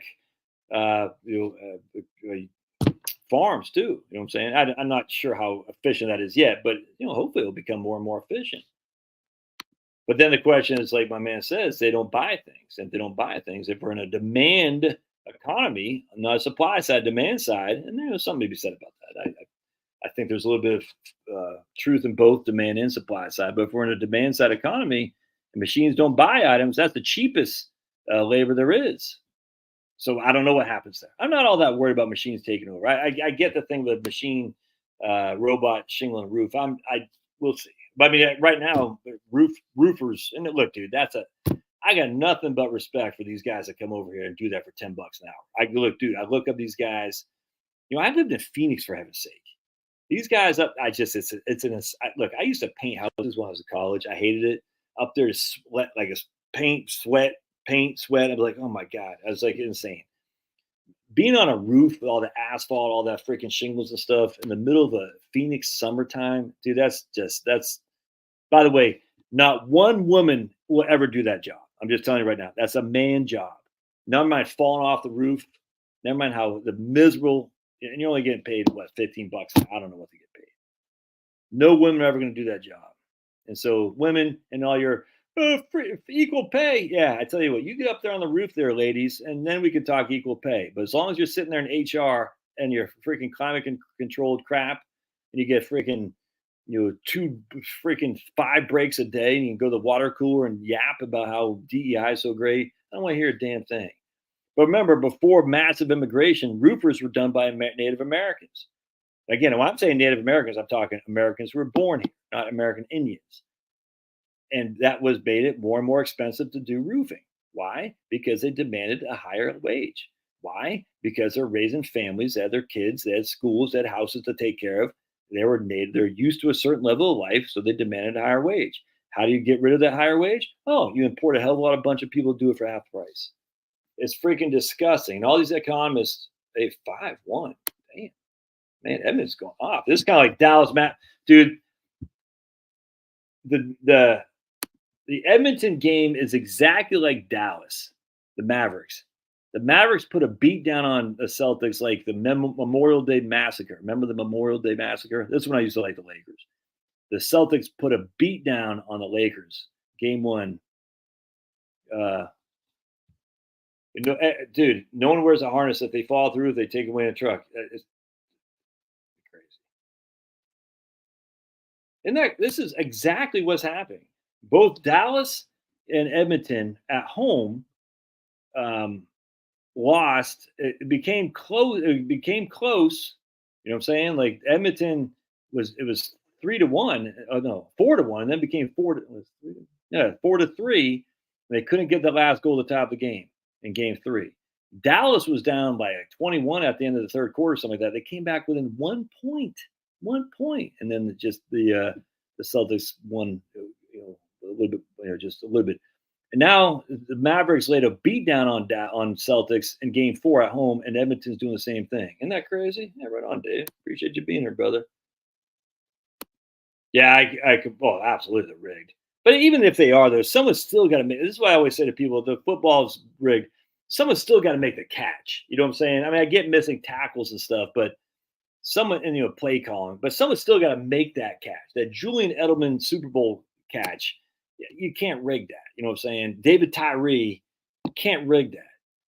You could rig Eli Manning not going down in the sack, and I think it was Asante Samuel not getting that. Was it Asante? I don't want to. The Patriots cornerback who dropped a surefire interception that would have sealed the deal for the Patriots' perfect season. Maybe that's rigged. I don't think so. But absolutely, there's some rigging going on in professional sports, but someone's still got to make a basket. I mean, at the end of the day, Kyrie still has to get the basket in there. The administration stays running the country more than those we elect. Oh yeah, 100%. So James, what's are you guys? Is everyone cheering for the Panthers down there, James, in Miami? Vanguard is a robot that buys my Boo shares on. Yeah, that's a good point, Clownfish. Look at Clownfish with the Vanguard logo.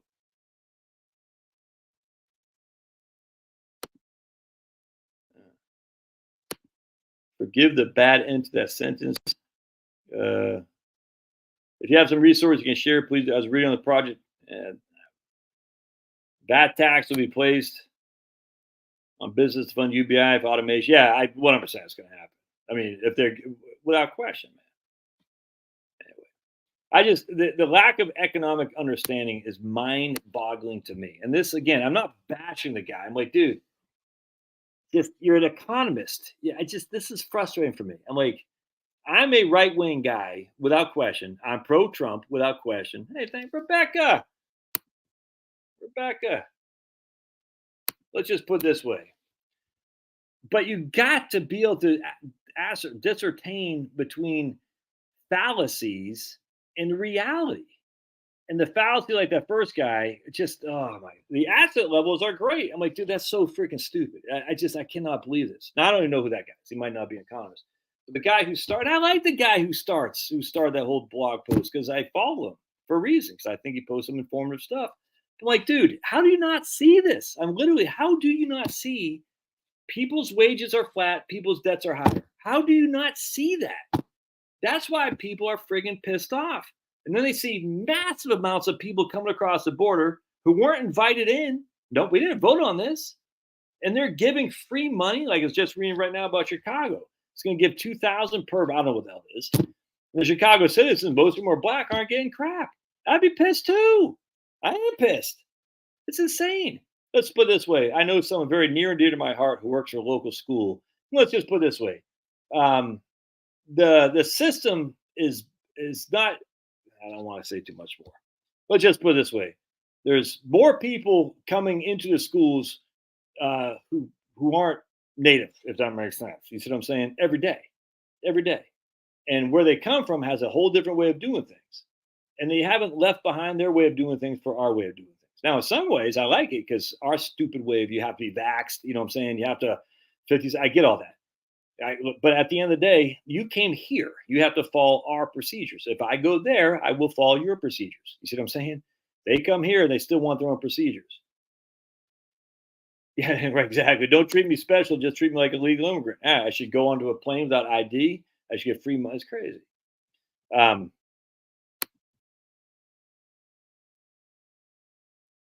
yeah, I can't stand Charlie Kirk. Sorry, Jill. I know he seems like he's coming around a little bit more based, but I don't trust that guy as far as I can kick him. I like Wasabic and I listen to Cernovich. I just don't listen to that much politics stuff. I mean, I'll listen. Every morning I'll listen to Mark Dice. I love Mark Dice. If you aren't watching Mark Dice, folks, you're wrong. Mark Dice is exactly my political guy right there. That's Mark Dice. So when I listen to politics, I'll start my morning off with Mark because he gets it. I'll listen to some Owen Benjamin. I'll listen to some every now and again. I listen to Scott Adams. Not too often. A couple other guys I listen to. I like Steve Dace. I said, but my man Matt from Quantum of Conscious YouTube channel. That guy keeps me straight. That guy keeps me straight. He's like, dude, there's nothing you can do to change it. You think you can, you can't. So just live the best life you can because you ain't changing nothing. I agree with that. Anyway, so let's just put this way to someone who just jumped in that I have a guy who just is getting ready to move to the villages. Crazy. I'm not saying who just jumped in, but someone just jumped in, moved to the villages, and because I'm not going to, out this person unless that person wants me to out him or her, or they or them, or it or zer or whatever the hell it is. Anyway, so this guy says, "Yeah, man, we're moving to the villages." Dude, they love the villages, Jamie. People, dude, no one down there doesn't love the villages. And the irony of it all, irony is how this guy found me is because I worked with these people from Michigan who moved to the villages, and they love it, and they're like musicians, and they say, "Man, we get to go down there and set up shop and play music, and they live in the villages. They love it." And they told this guy about me, and the guy's like, "Well, I figured these guys spoke very highly of you." And I said, "Yeah, okay, let's do business." And I said, "Yeah, you're ready to go, man. You go whenever you want." It's crazy. They're moving out of Tejas because they said Texas is getting too busy. Too busy, too much going on in terms of traffic, noise. Even though Texas seems like it's pretty right wing, a lot of underneath stuff is not very good. They said, at least in their neck of the woods. I said, you don't have to tell me. I live in Fulton County, Georgia, but they can't wait. They're like stoked to move to the villages, and it's just funny. I said, wait, that guy played guitar. The guy you from Michigan? He goes, yep, that was him. I said, holy crap, I can't remember his name. And I talked to the guys from New York who move into the villages. Yeah, okay, Rebecca, you're the one. Okay, so Rebecca didn't mind me saying her name. All right, cool. Yep, Rebecca moved to the villages, and Rebecca loves it. Her and her worse her half, her husband, off the top of my head, I can't remember his name, and that's okay. They love being in the villages. It's just funny. Rebecca moved from Alabama to the villages, and Alabama crushes, but Rebecca's like happy as a clam there in the villages. Everybody moves to the villages is happy. In fact, the funny thing is the guy I was talking to moved from Tejas. He's like, dude, they spend a lot of money on vacation right now. He goes, nice things when I get to the villages, I don't have to spend hardly anything on vacation because everything's here. Everything's there. You got golf, which I don't play golf because I'm not 57 flavors. You got, you can do all kinds of stuff, all kinds of stuff, paddle. I don't know about paddle, but you know what I'm talking about. It's like music going on, pickle ball, whatever that sport is, pickleball, I guess. Whatever you want to do, you can do. It's crazy because we don't need a vacation because everything's here. A million different pools. Crazy. Taking what they're giving because I'm working for a living. Dude, just yeah. Charlie Kirk was very big on pushing 57 flavors a couple years ago. Very big. It's one thing if you are, it's another thing to push it. I don't want that pushed. We should not be the party that is, we should be the party that holds each individual accountable and celebrates the individual as opposed to some group. That's Charlie Kirk was huge on that. Huge. And and anyway, it's kind of like back in the day, the Republican Party, when it's still debating about abortion, there are many Republicans who could not figure out which way the wind was blowing. So they jumped on the I don't like abortion personally, but I'll respect someone else who does. I was like, dude, that's not no, that's weak stuff. And you always see the Republican Party do this. They'll read the media and it's so insane. They'll say the political winds are pushing for more abortion. So I'm going to have to say, look, I personally wouldn't do abortion, but a woman should have the right to choose. I said, okay, you're gone. You're gone. And the Republican Party seemed to be solidified against abortion because the pro-lifers stood firm, 100%. That doesn't mean we hate people who have abortion, not at all. That just means this is not a party that's going to push abortion on the people because abortion is bad and it's evil. It's the taking of an innocent life. There's no debate about this. And as such, the Republican pro-lifers have kind of won that. And you can say, well, we're losing. Oh, okay, if we lose votes because that if we're losing votes because we're saving lives, okay, I'll go down with that. I'll go down. That ship will sink with me on it for sure. The Republican Party, you can see it vacillating when it came to rights on Second Amendment too. The Republican Party was like, oh no, no. And this guy, Wayne LaPierre, the executive director, who no longer is at the NRA, he stood firm. He said, Bill Clinton is willing to see a certain level of violence to push his gun control. The Republicans say, shh, which way is the wind blowing? Oh my goodness, Wayne LaPierre. Oh my goodness, oh my goodness, oh my goodness. And man, people were nervous in the Republican Party.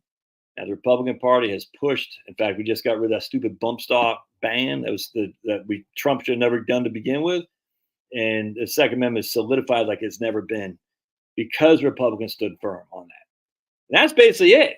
Don't forget, Newt Gingrich sat on that bench with Nancy Pelosi saying, climate change is real. Newt Gingrich now, again, he's not in Congress, but Newt in 2008. This is how the same thing when Obama got Republicans who wanted relevance, they said, I better jump on the green bandwagon stuff. And they did. We got tons of windmills in Iowa and Texas, just tons of stupid. We are just a little bit less than the Tory party in the UK. That's how bad we are. They look and see which way the political wins. So here comes Charlie Kirk. I'm going to see if this, I don't want to be I don't want to be accused of being a trans or homophobe. So I'm going to promote what I should not be promoting. And it seems like he's kind of taken a turn, not against that necessarily, but a turn to be more populist. I don't trust anybody on that, though. I don't trust anybody. He says, we needed you when it's kind of like being we'll just say, too late now, man. Too late now. It's all these guys coming out of the woodwork say, yeah, we never wanted shutdowns. We never, no. Where were you guys in 2020? That's when we needed you. Owen Benjamin talks about this. He goes, yeah, it's funny. All these guys are now like Dave Chappelle and all these guys acceptable to say like trans jokes and jokes about this, that, and the other. Even white guys are even saying N-word jokes now. He goes, it's funny how this is all acceptable to some degree now. Not much, because I've been saying this for years. I needed you guys back then when they kicked me out of everything for basically saying trans, we shouldn't be promoting trans. But back then, everyone's scared. Everyone's scared about saying anything that might offend the George Floydist of the world. Noam Benjamin said, everyone's like trying to be, freaking edgy by saying all this stuff now. Where were you, man? We needed you then. Then is when we need you. Now we don't need you now. Now, the same thing with the anti-jab. And it's like, dude, where were you during that stuff? Where were you when they were promoting masks, promoting all this stuff? Why now? Why now you all of a sudden taking a stance? I don't need you now. We needed you then. And that's my concern with Charlie Kirk. Because I've seen a million right-wing guys who vacillate the most inopportune time. A million. Dude, so many. Like just going back to Newt Gingrich, man. And that's just one example. And I'm just going, like we already talked about Simpson, Masoli, and all this. You gotta have a moral freaking compass. And your moral compass says abortion is bad. We shouldn't be promoting 57 flavors. That doesn't mean we're evil towards them. That doesn't mean anything. We love them. And if they're individually that's fine. We just shouldn't be promoting it. We shouldn't be promoting all kinds of stuff. We shouldn't be promoting freaking promiscuity in any regard. We shouldn't be promoting premarital sex. We shouldn't be promoting freaking any of this. We should be saying no. If you're doing it, you should change your ways.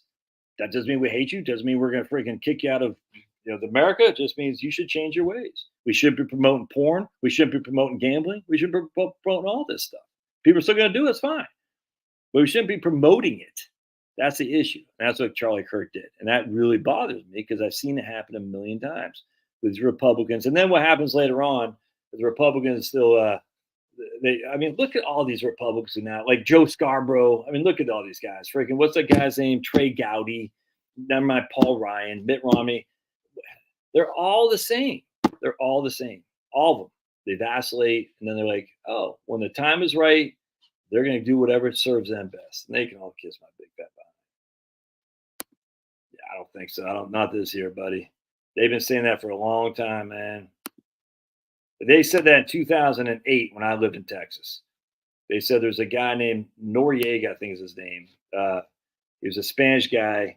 He had a cowboy hat on. He's running around the state saying, there's one, like in May, there's a poll where he's beating John Corbin. And everyone's like, this is the year Texas turns blue because Republicans are anti-immigrants, blah, blah, blah. And, I don't like John Corbin, but I certainly liked him better than Noriega. And it's nothing to do with Noriega in Panama. Nothing to do with that. Just his name was Noriega, if memory serves. And he ran around with a cowboy hat trying to show his, he's a rancher kind of thing. And of course he wasn't. He was just a political hack. And Corbin won going away. But they've been saying that for years. At some point it will. I mean, for sure. Everything turns. I mean, look at Iowa. Look at Indiana. Look at Virginia. Virginia used to be pretty deep red. But I mean, Missouri used to be, not deep red. And just things do change for sure. Greenville, South Carolina, but we are so close to everything we need. Yes, 100%, man. I got a guy who loved where he lived in Massachusetts, man. He loved it. And he said he wants to move to Eastern Tennessee because the politics are driving him crazy. So how the politics in your town? He goes, my town's pretty conservative. He could walk to the beach, loved his town square. He built a greenhouse for his wife, and she's growing some fruit trees that were already blooming fruit. And I said, you love your neighbors? Yeah. So why let your stupid governor bother? I mean, just why? You're going to move to Eastern Tennessee. You don't know anybody there. You might not like. You can't walk to the beach. You might not even have a town square. Why, upset the apple cart just because your stupid governor is an idiot? Just do what they got to tell you to do in terms of, all right, walk on the left side of the road and then walk on the left side of the road. Don't take your stupid jab. But at the end of the, do whatever the hell you want. I don't care. But at the end of the day, it's like, don't let the politics ruin your way of living. Doesn't make any sense. And by the way, Greenville is getting a lot busier too, man. Greenville is just freaking crazy busy. It's nuts. That whole corridor from basically not Atlanta, but you start getting towards Greenville, go to Charlotte. It's freaking nuts, dude. This sucks. Good point. Good point, caregiver. One big HOA. Yeah.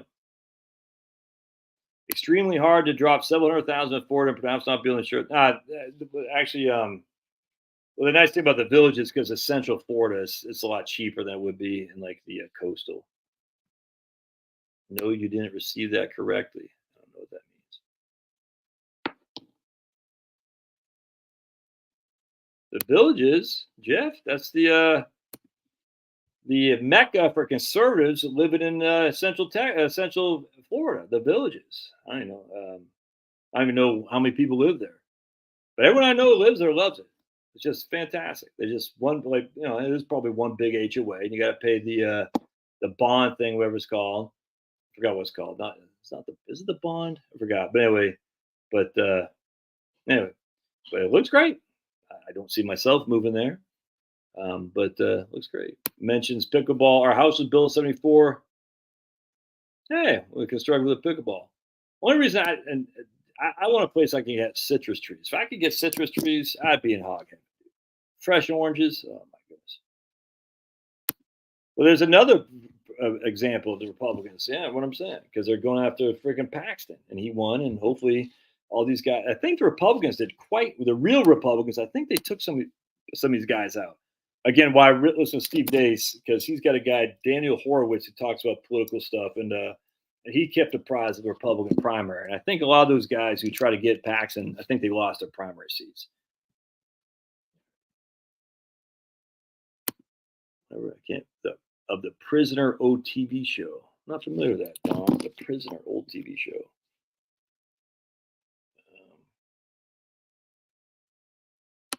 Well, remember, we're talking 57 flavors. It's not just trans stuff. That's for sure. Not just trans stuff.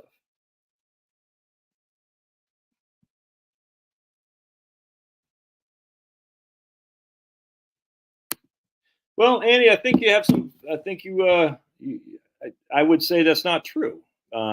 I think you're painting with a broad brush." And I would say that because my own mom, very stringent Catholic family, and my mom got pregnant not once but twice as a teenager by two different men.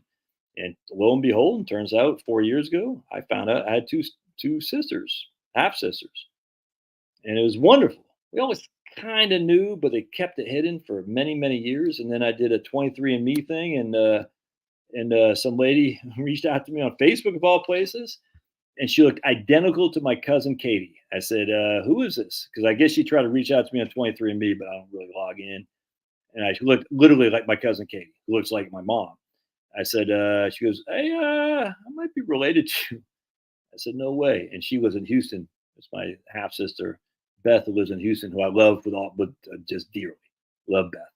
And I cried when I met her because I still about to cry right now. It just was like, I have a half sister, and she's fantastic. And thankfully, my grandparents are stringent Catholics, and they sent my mom off to let's just put it this way, a 9 month. She had to change schools for 9 months, if you know what I'm saying. And then my other sister is up in Massachusetts, and she's from the north. Beth is was actually not raised in the South, but she moved along a lot of different places. My other sister up the north is Massachusetts. Is a lot more, New Englandish, very reserved, if that makes sense. I think she was actually raised in Maine. I like her. She's just very reserved. Is all there is to it, and that's okay. But they both came here to this house right here, and it was great. And about 3 years ago, we all saw each other, and that was just a lot of fun, man. And so anyway, so what you say I can disprove again anecdotally, and I imagine yours is anecdotally too, Annie, that pro-lifers are the first to get an abortion. There are many though. I shouldn't say many. There are critters out there in politics who can't keep their willy in their pants, and then who say, "Oh my goodness, you got to abort to the girl they hooked up with because they can't keep their willy in their pants." And some of those guys are scumbags, and they do promote abortion eternally. We know there's a guy, I think in Pennsylvania or something like that, did that, and that guy is a scumbag. If you keep your willy in your pants, you don't get a girl pregnant. It's crazy. That's what I tell my kids all the time. Keep that willy in your pants, and no one's getting pregnant. It works, as Rush Limbaugh used to say, abstinence works every time it's tried. 100%.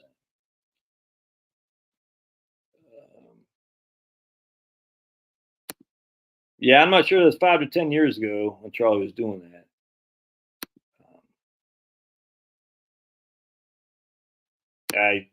Trump was very. He was the guy who did the bump stock ban. What I'm saying. But that's a big one, though, right there, Andrew. I mean, that's at the end of the day, we are run by a cabal of judges, and Trump's judge picks were freaking outstanding, without question. Without question.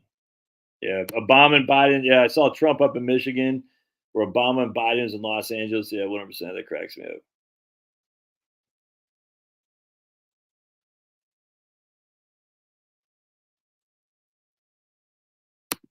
Yeah, I cannot agree more, Brian. It's just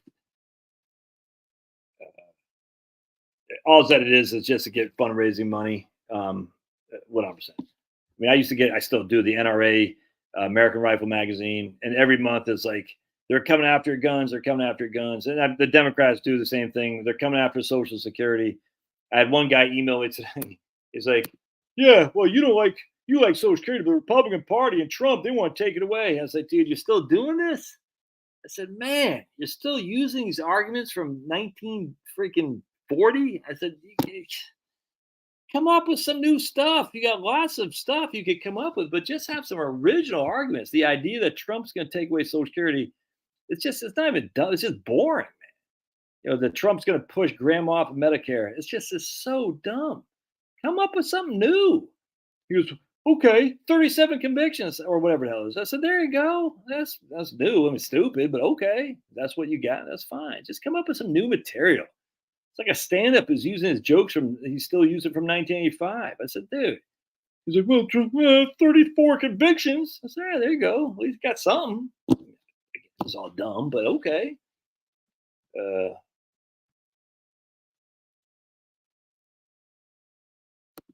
Yeah. Well, now we got here in Georgia, we got John Ossoff, who's our version of O'Rourke. Ugh. Yeah, I will. I'm not. I'm not counting it until it happens. So we got. Remember, Ohio, a district in Ohio had a 20-point swing towards the Democrats. All right. Now the Republicans still won, but this is a seat that Republicans held by 20 odd plus points in 2020, 2022, and we still won by like 8. But it was a 20-point swing in favor of the Democrats. Now it's an off cycle election, and I get that, but we've had some elections here now where the Democrats have done incredibly well relative to polls. Polls mean one thing, and look, we had the same thing in 2022. It looked like the Republicans were going to win Nevada. We didn't.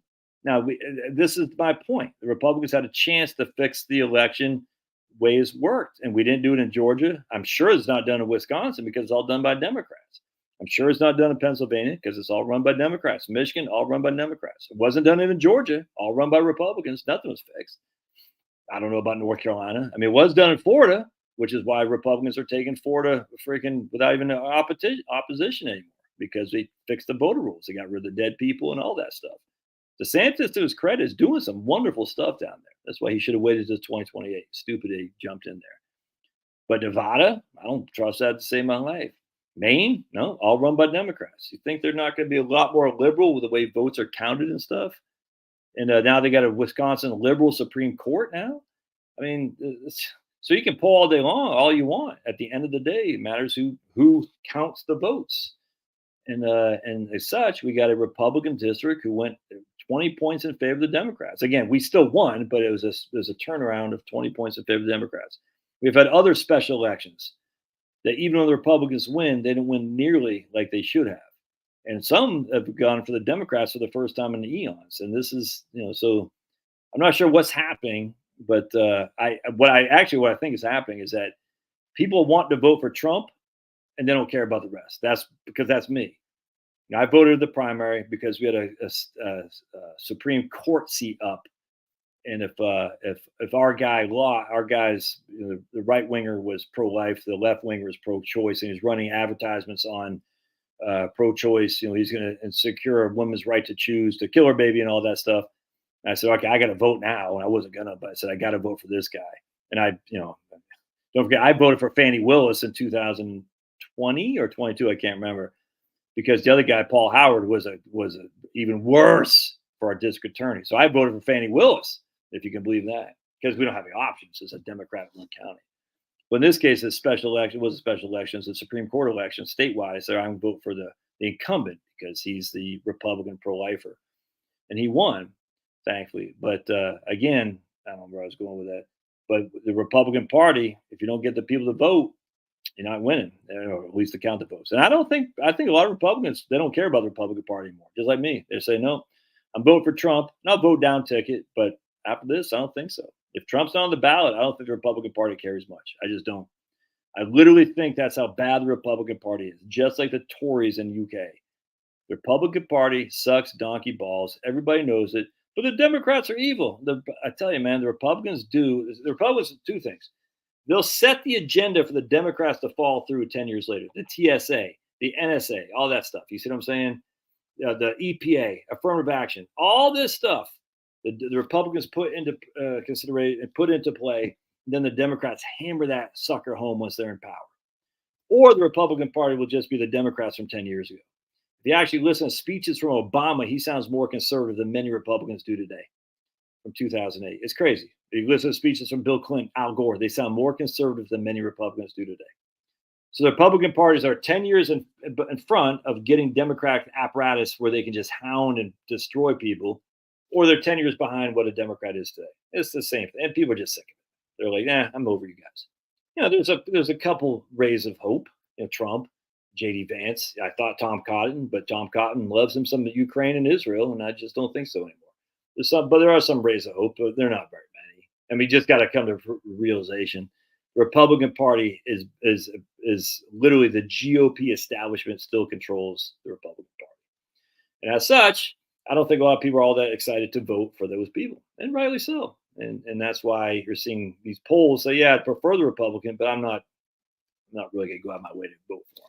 But you'll see what happens when Trump's on the ballot. I'm hoping. I had a friend from Greenville. He said you would not be caught dead down there downtown, even in the daytime. He said he was on a school bus.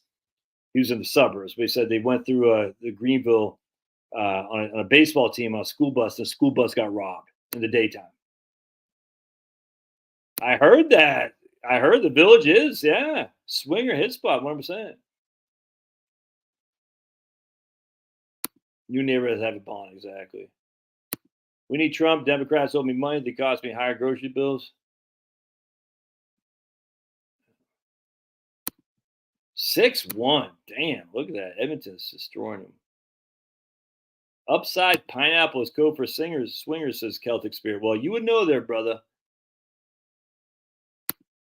Yeah, I hear this. I'm not sure a many is that enough, though. I don't think so. I think at the end of the day, I think, yeah, some people are waking up to it. It's great. And, we have our own little cabal of people to see what's going on. But at the end of the day, I think it's not enough. The establishment's big. And, it's okay, man. Did you hear about the Rothschild now going to Saudi Arabia? I think it was Edmund Rothschild going to Saudi. I think it was Saudi Arabia to open up a financing arm of the Rothschild empire. I thought that's pretty funny. In Saudi Arabia, of all places. So if I have an upside down pineapple, will my wife know what it means? I wish I had a bigger family, James. I wish we had 5 of our own, man. Wish we had 5 of our own. Penelope's on here? Did I see Penelope? Did I miss Penelope? I must have missed her. All right. Free for all. It's a free for all. Major spin. I don't know what that means. Yeah, but we have such a way in with the Muslims, but we don't want to take it. It's crazy, man. I'm not even saying you have to be. Look, you don't have to be so aggressive in the promotion of Israel. It's insane to me. We have a way in with the Muslim community that we have never had an opportunity before. And why not take advantage of it? Oh, well, we got to get the Jews to vote for us. They don't. They don't. Yeah, some will. But the Muslims are bigger. The Muslims are more conservative. You don't have to be anti-Israel. You just got to be freaking neutral.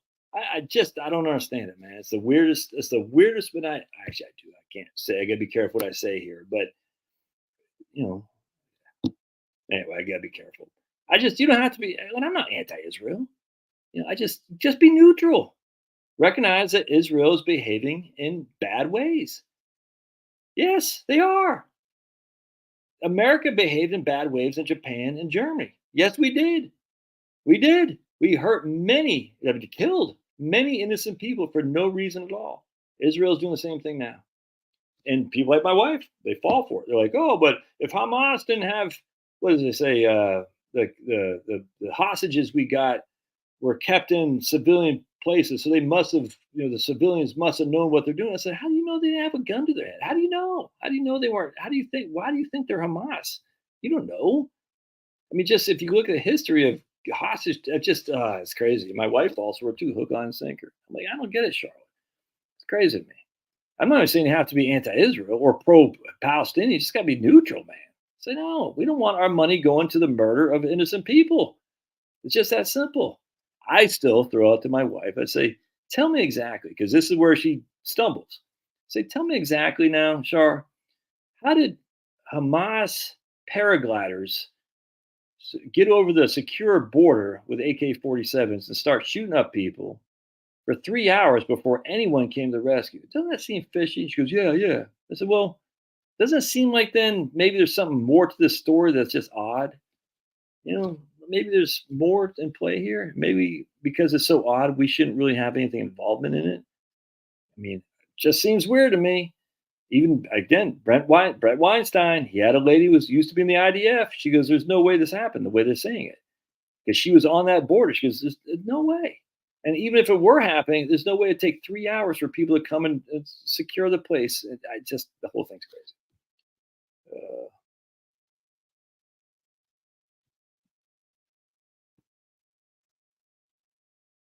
Hey, 610 voting's here. Yeah, but you're a big lib, 610 voting. You're picking your team too. I completely agree. I completely agree. Yeah, but did they only vote on Tuesday? Was it not? I mean, I hope so. Do they only vote on Tuesday though, Andrew? I mean, you live there. You know better than I do. It's bad. It's bad now, but it'll change if Trump wins and get House and yeah, we'll see. We'll see. It's bad now, but it'll change if Trump wins and get House and Senate. We will see. I'm hoping you're right, Joe. What I'm saying. So I'm going to vote down ticket because Trump thought the Republican Party was there to support him in 2016, and he got played, man. And I don't blame Trump for that at all, not at all. I mean, he said I won. The Republican Party should be happy, and they weren't. They hated him. Um, yeah, and I think you're right. Now, I was just reading an article that kind of concerns me, frankly, that Trump is no longer talking anti-big business stuff, and that in fact, this is a pretty good article by my man Matt. I forgot his last name. Matt. He said, "I've listened to 3 Trump speeches: one in Nevada, one in Arizona, and one in the Bronx." And he's no longer talking antitrust, anti-big business. It seems like more he's now talking being cahoots with big business, at least CEOs for fundraising. And I said, "Yeah, that's true. That's not good." So we'll see. He said Trump in 2016 is not the Trump we're seeing now in 2024. I don't follow any of the speeches. I forgot the guest. Matt Stoller, who's a big antitrust guy. He's not a Republican, but he was in favor of J.D. Vance of the populist Republican Party, as I am. He said, "I don't see Trump talking about taking on the big businesses the way he used to, and that does make me concerned. Can't lie." Oh, what I'm saying. Republican, well, I 100%, dude. I could not agree more. Cute humor. Republicans will be pro EV. Well, I could not agree more. Especially they got the money too. Lindsey Graham explains it all. 100%. Will high numbers of EVs be hard on the roads and parking structures being heavy? Yeah, exactly. 100%, man. It's going to destroy. I mean, my goodness, the infrastructure get killed. Evangelicals are driving. The Christian Zionists are just, it's so bad, man. It's just so bad. They might identify as Democrats because the Republicans haven't opened their arms up there, Tom. I mean, how many Jews identify as Democrat? You see what I'm saying? And we've opened up our arms over and over and over again to Jews, and no, it's not reciprocated. So at some point, you got to say, "Hey, Muslims, we're on the same side of all this stuff, man." And they identify as Democrat because the Republican Party has been anti-Muslim. It seems. And we could make an argument it's not true, but that's the impression they get. And we can't really blame them when our side is so strong on Israel. In fact, it's just funny. There's a lady I follow who's a Republican, pretty conservative lady on Twitter, on X, and she says, that Tlaib lady from Minnesota, where the hell she's from, she had this big anti-Israel screed, and all the Republicans are screaming bloody murder. Oh my goodness, how dare she? And then she just did a deliver from floor about how we got to get rid of Thomas and Alito, the Supreme Court, and Republicans were silent. So she's like this screech about Thomas and Alito. Republicans don't say a thing. But man, say anything about Israel, the Republicans are on it like stink on poop. And she goes, "Isn't this is the perfect sign of the Republican Party? This lady's attacking the 2 Supreme Court justices, and the Republicans don't do anything. But the minute they attack Israel, the Republicans are all on up." And look, man, it's kind of obvious why that's the case. I think you should know this now. Iran was behind it, but you got to explain how the Hamas paragliders with AK-47s just happened to breach the border. How did that happen? Iran, one of the most heavily policed borders in the world. A sneak attack. So just Hamas paragliders can just sneak in and just go crazy for 3 hours, and Israel was not prepared at all for that. When the lady from the IDF says, if an animal came near the border, exactly where that happened, we would know. We would know. Okay, maybe she's lying. I don't know. I mean, it just seems if you're in the country with the most at stake, the most secure borders, you probably want to make sure that paragliders and hang gliders just can't come in with AK-47 strapped to their back and start shooting for 3 hours with no no one responding. I 100%, man. Like how it happened for me, I don't know what's going on. It's suspect. Very, very suspect, James. I just find it like people are saying it's a sneak attack. It wasn't very sneaky. It rolled up earth movers onto the scene, and no one showed up to defend anybody. Crazy. See, this is the problem. No one's supporting Hamas. No one's saying, "Oh no, we support Hamas." No one's saying that. I mean, at least on my side. I'm just saying, just because Hamas is horrible doesn't mean Israel has a green light to go kill all kinds of innocent people. They just don't. It's not. It's just not the way it should work. And Christian Zionists should not be supporting this. Christian Zionists should say, "No, that's not appropriate." Well, what do you do then, Josh? Well, I say, how the hell did Hamas hand gliders get in with AK-47s? That's the first thing. How did this happen? Kind of like we'd want to look at 9/11. How did this happen? Maybe we find out how this happened, make sure it never happens again. Oh, yeah, a couple of guys were asleep at the security gates. They just fell asleep. Or I don't know I literally have no idea what the argument is. So he just fell asleep. So for 3 hours, no one, because people actually said, we heard fire, we're yelling for help, and no one came. No one came. Oh, yeah, by the way, Israel is not big on your own ability to defend yourself. I don't know if you knew that or not. They're not big on their own version of Second Amendment. They love them some vaccines, and they love some LGBT stuff. Very interesting that the Christian Zionists support that. Oh, they're loving abortion, too, in Israel. They are huge fans of abortion. Huge fans of abortion. But the Christian Zionists love them some Israel. Crazy. And I said, okay, how do we stop this from happening? Well, let's find out how Hamas hand gliders just, come on. I mean, just literally, it's so freaking stupid, man. It's so stupid that I'm just going to get on a hand glider with my AK-47, breach the fence, and just start shooting people for 3 hours. Then we're going to bring these earth movers up, and we're going to say, hey, we're going to breach the border there. No one's going to come. Yeah, that's the way to do it right there, man. That's the freaking way to do it. Republicans don't do early voting here. Well, I hope you're right, Andrew. But I mean, given the other things we've heard now relative to, yeah, exactly. The Iron Dome can intercept any incoming bomb, but hand gliders can come in freely. Hey, crazy. Israel created Hamas. Yep, exactly right. 100% right. In fact, we got Netanyahu even saying he wants to give money to Hamas. So, this is not that long ago, but still, Israel created Hamas. Isn't that crazy? I hope you're right, Andrew, but we got a number of instances now where the Republican underperformed significantly by their polls. Yeah.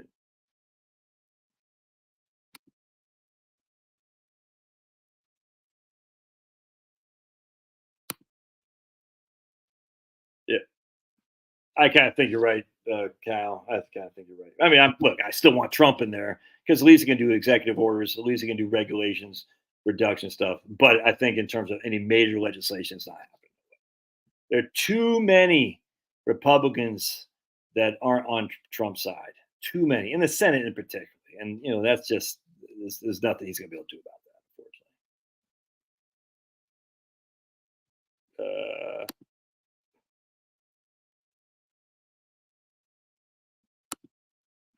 I'm not saying Trump should attack Republicans. I'm saying go after friggin' big business. Exactly. They're not the 100%. That's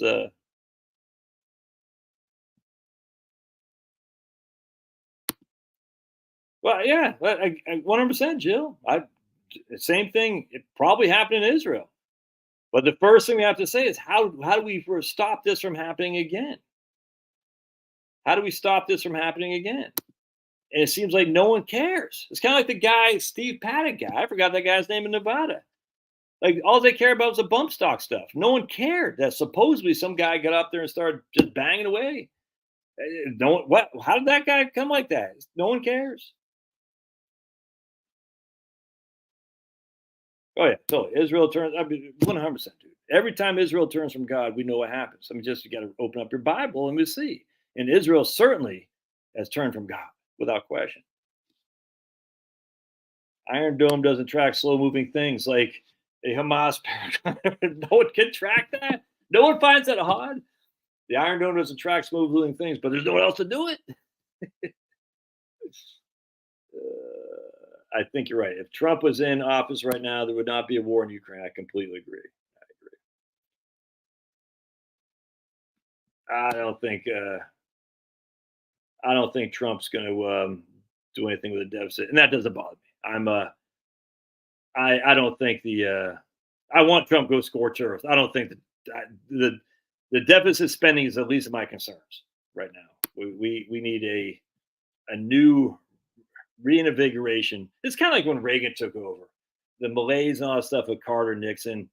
Yeah, exactly. Let's make a paraglider unit instead. Yeah, but God always takes back Israel. When though? When Israel turns back to God. Yeah, that's just a fact, man. So God is. I mean, so Israel pro-abortion, pro-57, pro-jabbies. Massive destruction. If and again, 100% James. The Republicans would say, "Yo, let's go defend Israel's borders," and everyone's coming in here, and they're just like freaking chomp at the bit. And like our Republicans who care about Ukraine borders and Israel borders, they don't, and there's Democrats too. They don't. I'm like, well, who are coming over here? God will take Israel. Well, we don't. I don't know what God's. No one knows what God's going to do. We have example after example after example of God turning His back on the Israelis because they turn their back on God, worshiping calves and things of this nature, intermixing with other people and the Canaanites and whatnot, and worshiping their people. That's what the Bible tells us.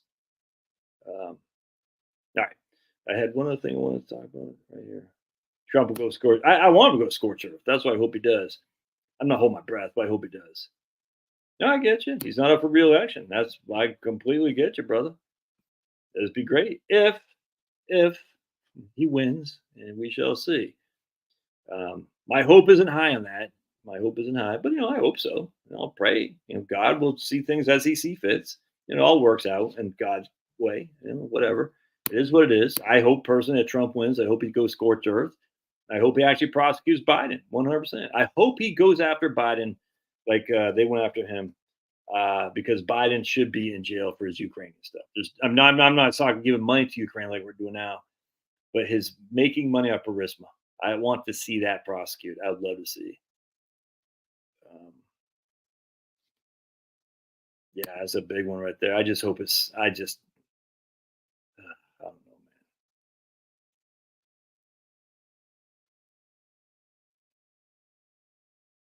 don't know, man. I don't know, man. I at this stage. Yep, deficits don't matter. That's what Cheney said, or Gingrich. I think it's Cheney, and I don't like Cheney, but I think there's something to be said about that. And people say, "Oh, they matter because of debt." Well, I don't want to get too late now. All right, I'm gonna get out of here, my friends. Trump, yeah. Oh, that's great. But Trump's VP should be Johnson and Johnson. That's the biggest vaccine salesman in history was Donald Trump. Just like Obama was the biggest firearm salesman in history, but President Obama. Love you, boys. I'm getting out of here, man. It's good to see Edmonton win. So we'll have a game 5, the Celtics, which they'll go off. Jason Tatum, you heard it here first, is to go off with 38 points in game 5, and everyone's bashed on Tatum. He'll start. He'll win. He won't win the MVP. Jaylen Brown will win the MVP. In game 5, I have a sneaky suspicion Ford will probably win 4-2, and they'll win the cup at home, which is always fun. You always want the home team to win the cup. The NBA is not nearly as dramatic, but I'm hoping the Celtics win. All right, God bless. We'll see you. Thanks again for being here. All good in the hood.